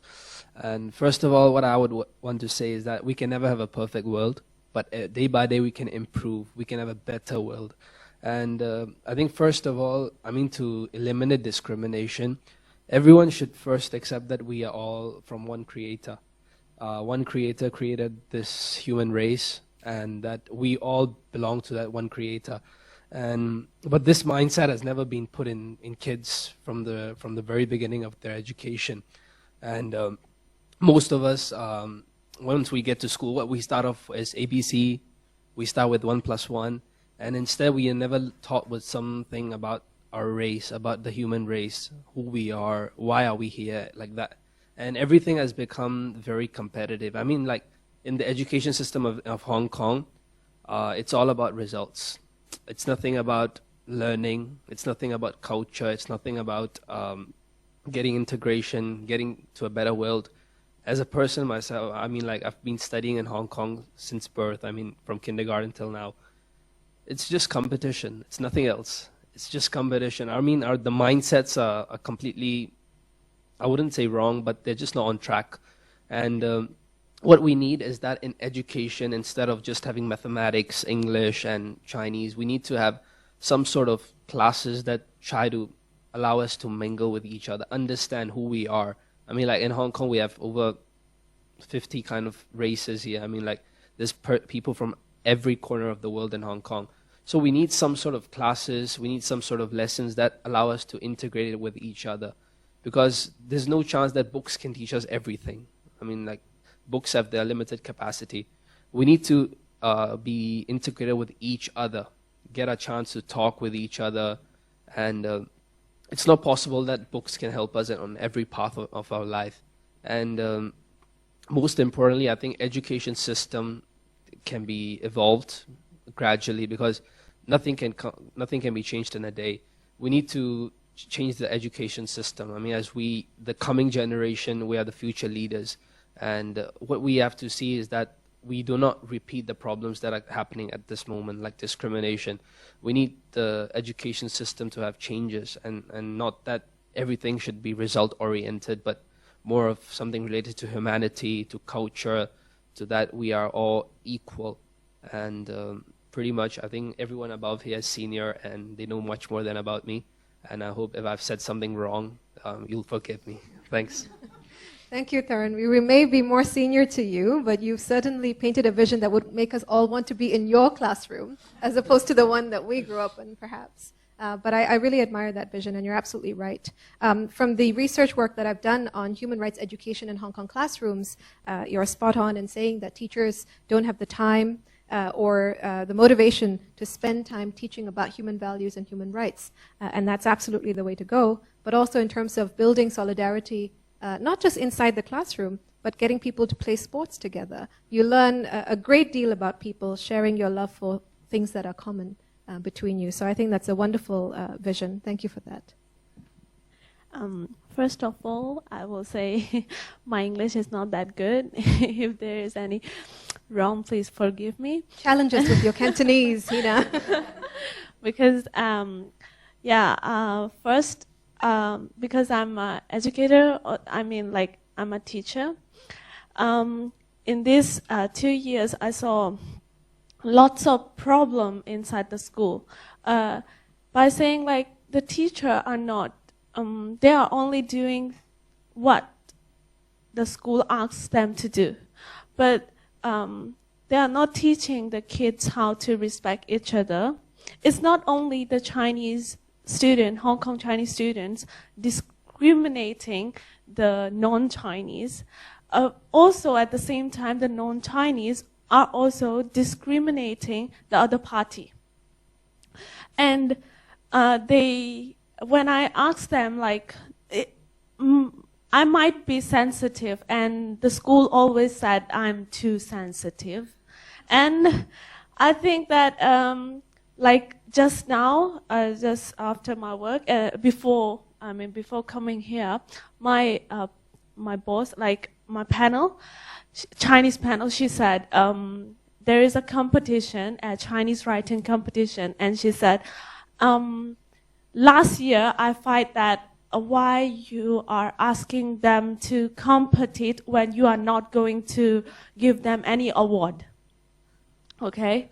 And then she responds me like, because all the English awards are taken by ethnic minorities. So it's the same way if I'm not giving any award to non-Chinese for Chinese competition.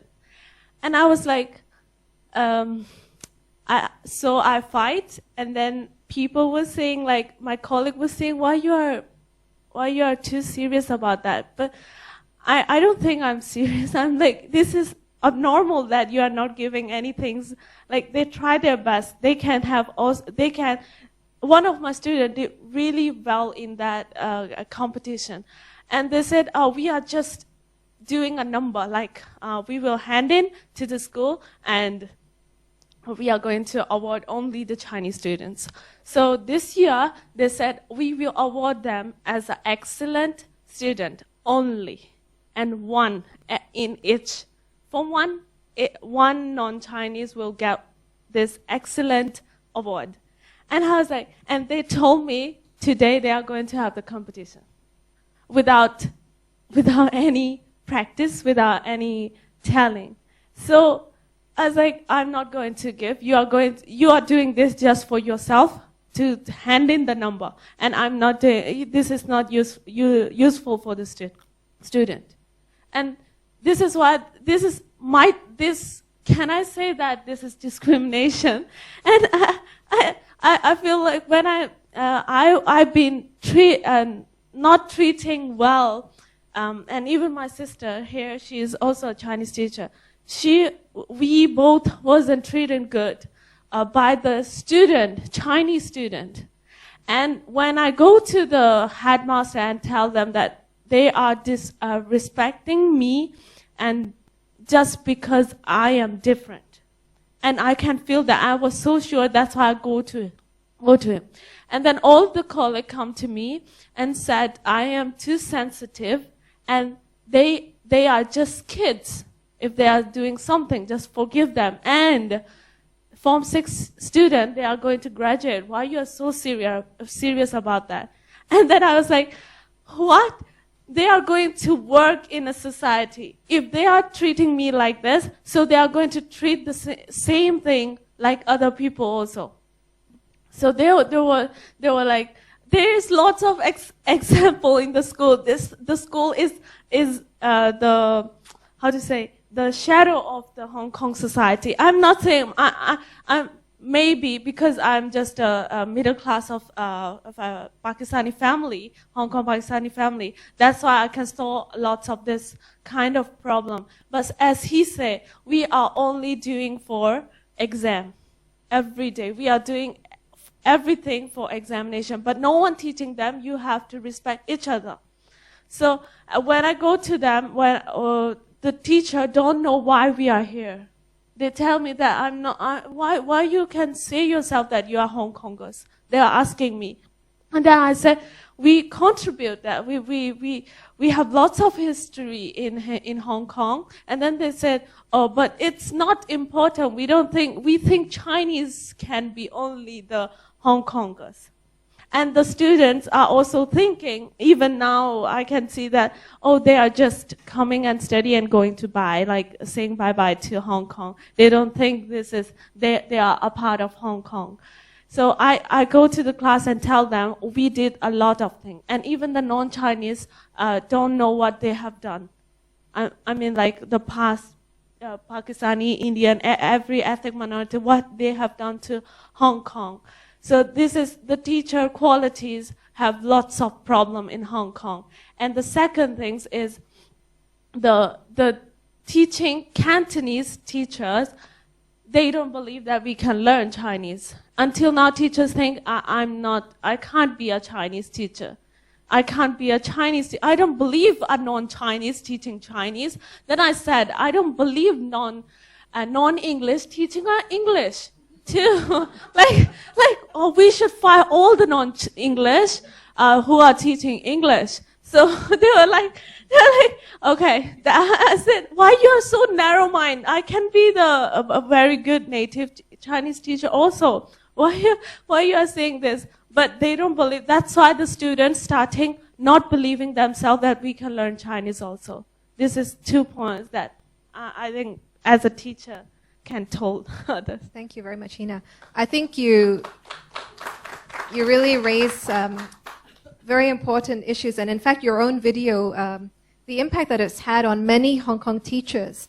You've had a reach of 30,000, I should say. The teachers have been reflecting on sort of the assumptions that they've made, and your work and your beliefs or your attitude and your talent, I think, has spoken volumes about the possibilities for people like yourselves. But on the point about sensitivity and being a teacher, I think that it's absolutely essential that you continue to be sensitive, but also I think try speaking in your teacher circles about how you can bring about an environment in the classroom where people can be more receptive to each other, and how do you move away from this focus on exam-oriented learning, which is, I think, a bane of the Hong Kong education system in general. It's not something specific, I think, to classrooms with many ethnic minority children. So teachers in Hong Kong in general are having a tough time, and I think that there's a great deal to be done in terms of teacher training. And one of the outcomes of the report certainly is to train teachers in how different groups of students respond to different types of teaching methodology as well. And you said in your video, for example, that learning Chinese as a second language might be one of the ways forward on that front. Phyllis. I just realized I'm the only, I'm the minority here. I totally agree with Hina, because teachers actually teaching ethnic minorities in school have put they've put the prejudice into action and discriminating them not blatantly, but having this misconception and assumption that they cannot learn Chinese, that all ethnic minorities will end up in labor, the labor market, the non-skilled market. So they don't need to learn, they don't need to go to university. So I totally agree with you. But coming from a Chinese perspective and having worked at Unison, I have to say my first impression was I feel very ashamed. Very, very ashamed watching these videos as somebody who is a Chinese from Hong Kong. Lots of Chinese people do not see discrimination against ethnic minorities in Hong Kong. I was at a panel yesterday, and one of the ladies said, can you elaborate? Can you elaborate more? What do you mean discrimination? So I'm watching these videos, and myself being a Chinese Hong Konger, and I feel very ashamed that actually all of you didn't feel welcome here. And all of you feel some sort of discrimination at one time or another. And this is very discouraging. The first feeling I have and the impression I had was despair for these ethnic minorities. And the music didn't go well with it. It was a very light music that was behind. And when I hear the stories, especially the first part, because you always started from the experience, what you went through, and how you overcome the challenge. But then the first part with this light music just didn't match. It was very, I heard it with a heavy heart, I have to say. And more so because Unison has been fighting for equal opportunities in education and also employment. And exactly what Zach said about, it's the language. Language, everybody was saying, is the key to integration. So it's a language, is the education system, and the respect from teachers. And this is something that Unison had been fighting. This is the 15th year, and we're still doing the same thing. So I feel government really has to come up and do something.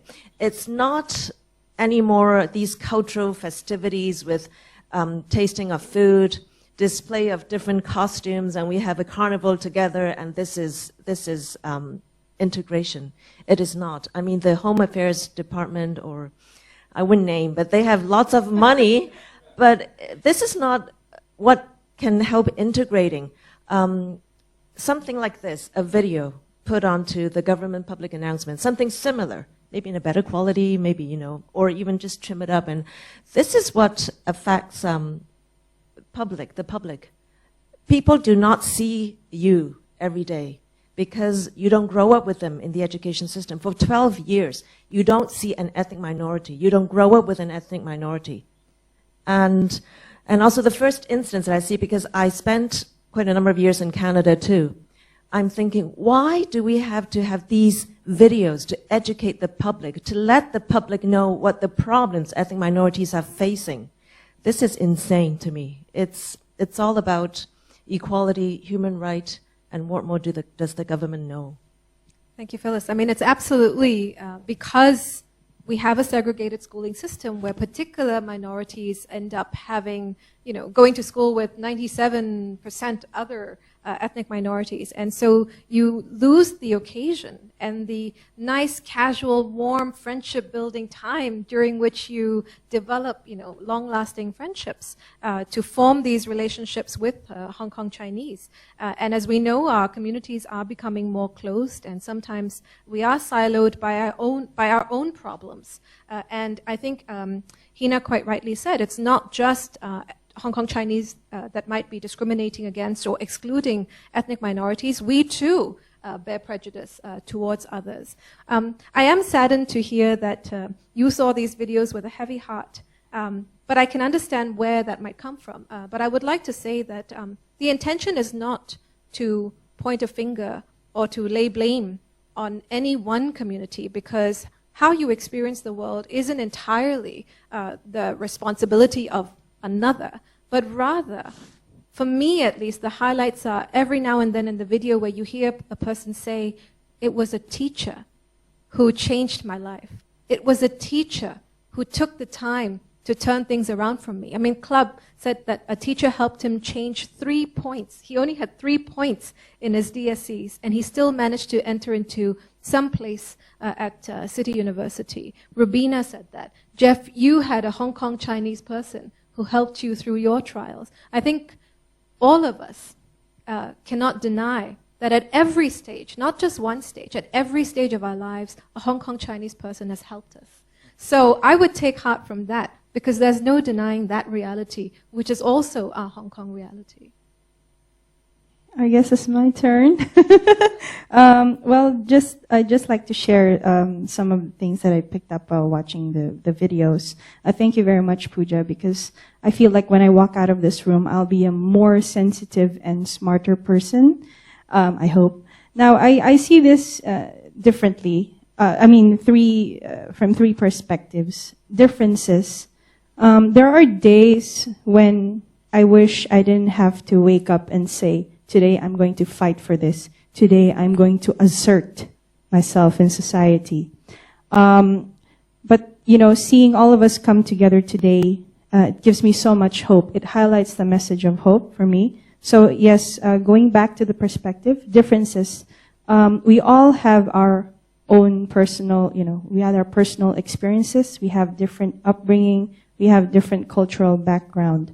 Now, I will link this to finding our similarities, which is, a collective triumph of overcoming challenges.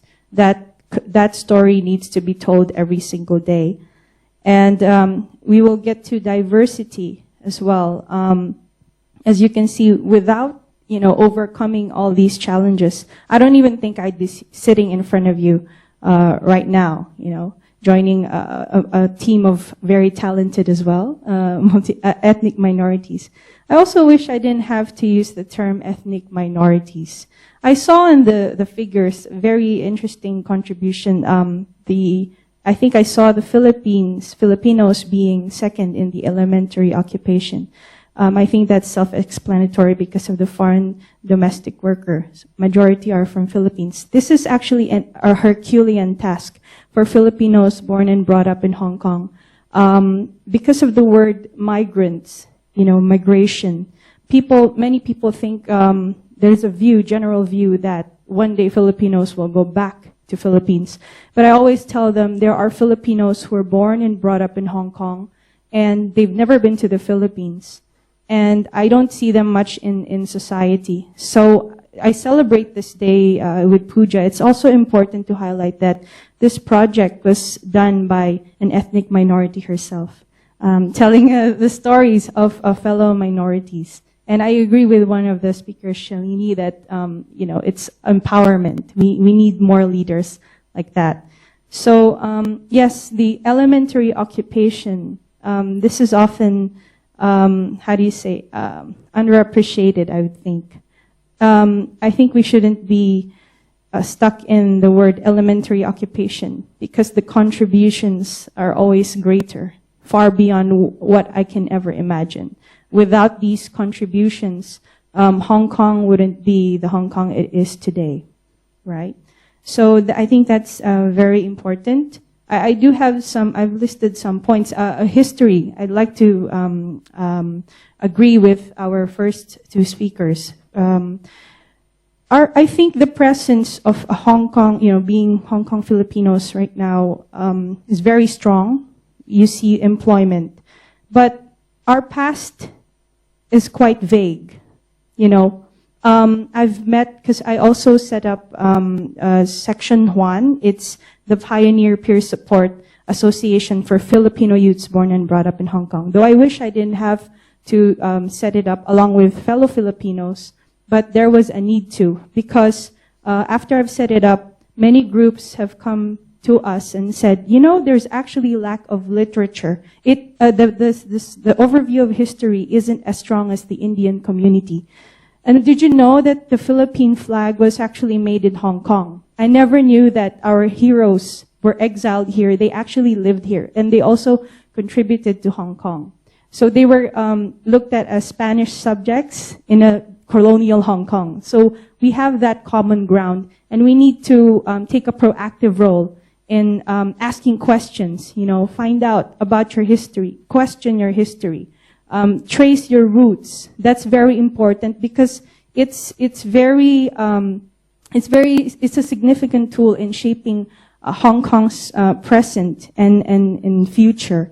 So we've collaborated with some groups, and I've discovered some we call it OFW groups, Overseas Filipino Worker Groups. So there's actually one group called Lakbay Dangal, and I'm so proud of them because they use their day off every month. They conduct this historical cultural heritage trail walk, and we go along Central. And through their activities, I've actually learned more about Philippine history through Hong Kong's history because of this. So I commend them also for the efforts, although they're not here today, obviously. But I'd like to let everyone know that a group like that exists, and they're open to do cultural heritage walk hikes. I guess I've talked too much. I'll give it to Jeff, but these are just my sharing part. Thank you, Yan, for that fascinating perspective, and I want to go on that walk with you to learn more so that I can inform my history. Sure. Thank you, Jeff. Just before I start, just want to know if there are any mainland students here? No. Okay, just wanted to say that. Oh, no. Because I was actually telling a few friends last week that the mainlanders have taken over our place in terms of being racially abused or attacked. So that's something new, something I'm not used to now.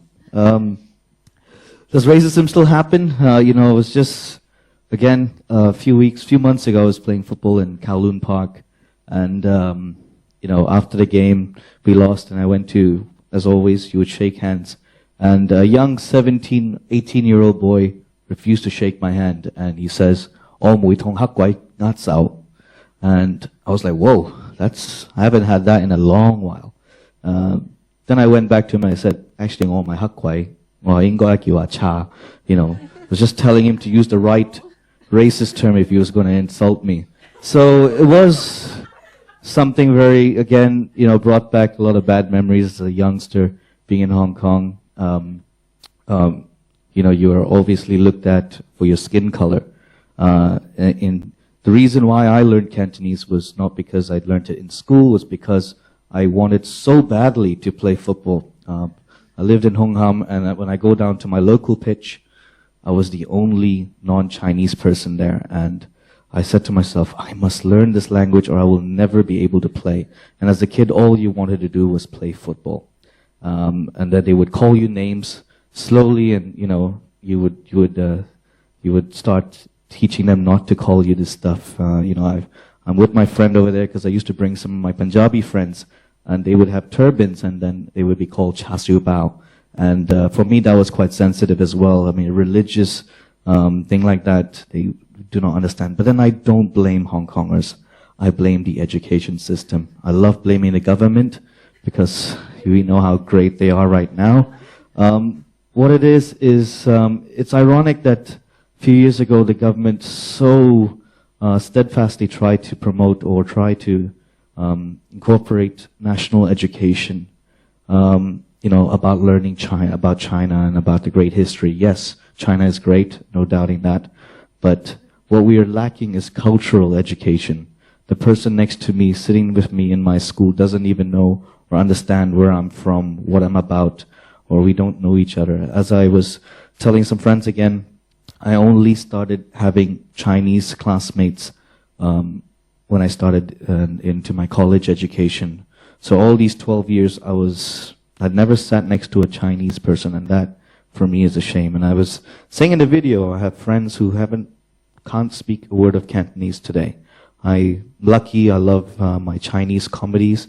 You have Zhao Xingji, Stephen Chow, and you've got great bands like Beyond, and that really, and they were about great music. But how many of my friends today can't speak, and I feel it's a sad reality of the state. Are we going in the right direction? I think we are. This generation right now with the social media, we never really broke into mainstream media until Cubopo, if you know him. Only lately, the last few years. But before that, I mean, we didn't just drop down from a UFO. We have been in Hong Kong 100 plus years. But why is it such a new thing? Why do people still want to know, oh, you're Indian? How come? How long have you been in Hong Kong? And then they'll ask you a lot of other questions. So there's a lack of schools taking the courage to say, we need to have, non-segregated schools. We need to have an education that is not all academic. What happened to human interaction? What happened to really understanding our diversity? What about Hong Kong, as Hong Kong government always proclaims, Asia's world city?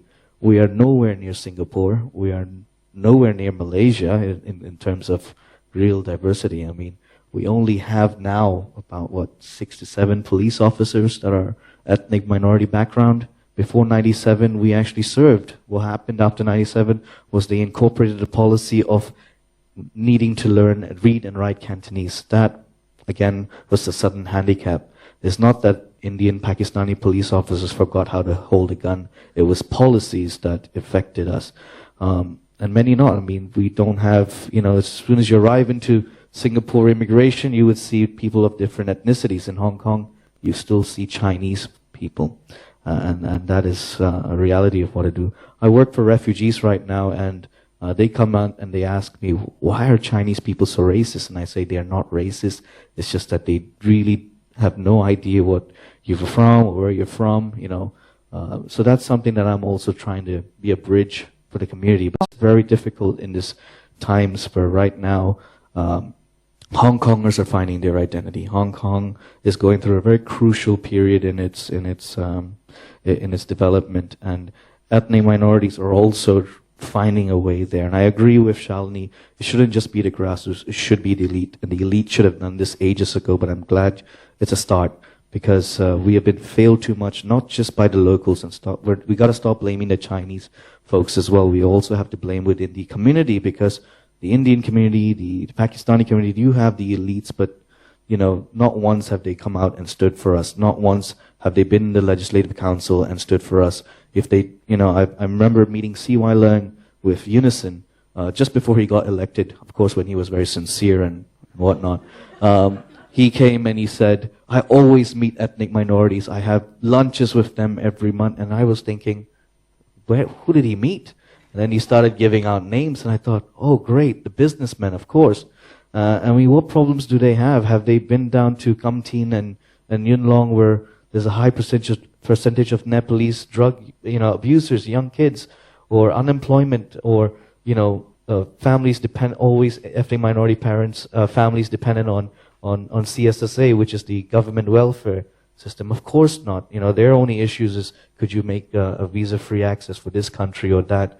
So it's really not enough. As a community, we don't have enough unity, and I think that's something we also need to encourage, is that it has to be both sides. But again, the key is with the government.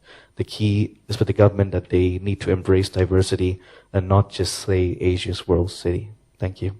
Thank you very much. I'd just like to say how humbled I am to be sharing space with all of you, because all of you are doing such important work, and I know that it's not easy. I can share with you that when I was in Geneva raising these issues before Human Rights Committee, I did get calls from our own community saying, why are you creating, trouble? Why are you rocking the boat? Do you have some difficulties? Can we help you? And sadly, that is what we do. When we find a space where we're comfortable, we forget, or we refuse to acknowledge that there is a problem that might be endemic, or we refuse to acknowledge that we have a role to play also in furthering the atmosphere of solidarity around us for those who are perhaps struggling. And so I'm very encouraged that everybody on this panel, I think, has this vision and at least is thinking about what they can do to play their part in that process. But also at the same time, I'm very encouraged by your presence, Phyllis, and many, many others out there just like yourself, because I know that there are several members of our Hong Kong community that care deeply about these issues, because they do love their Hong Kong ethnic minorities. They do love the culture. They do love many, many things about all of us. And I think that what the spread of these videos has shown me certainly is that there is room to spread these messages far and wide. There is a quest for learning more about each other. And, so social media is making it much more easier for all of us. The only task on our shoulders, I think, is to be vocal and to speak up and not be silent bystanders when we see other people suffering. Whether it's systemic, whether it's the government, whether it's our own community, it's very, very important to step up and ask, well, what should I be doing at this moment to help improve the situation? I think if we waited for things to happen for us, we won't really see much change. But as many of you are already an embodiment of helping enact that change, I'd like to congratulate all of you on that. And you've been phenomenal and have taken a wonderful step, which is, I think, a bold step for being outspoken in the community. So thank you all very, very much.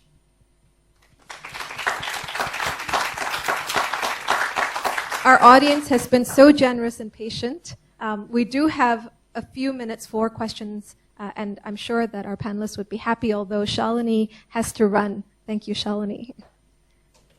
Anyone have any questions? Yes, Magan.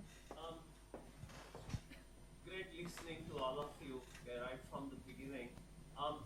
I always wondered, and I haven't been here for as long as many of you are.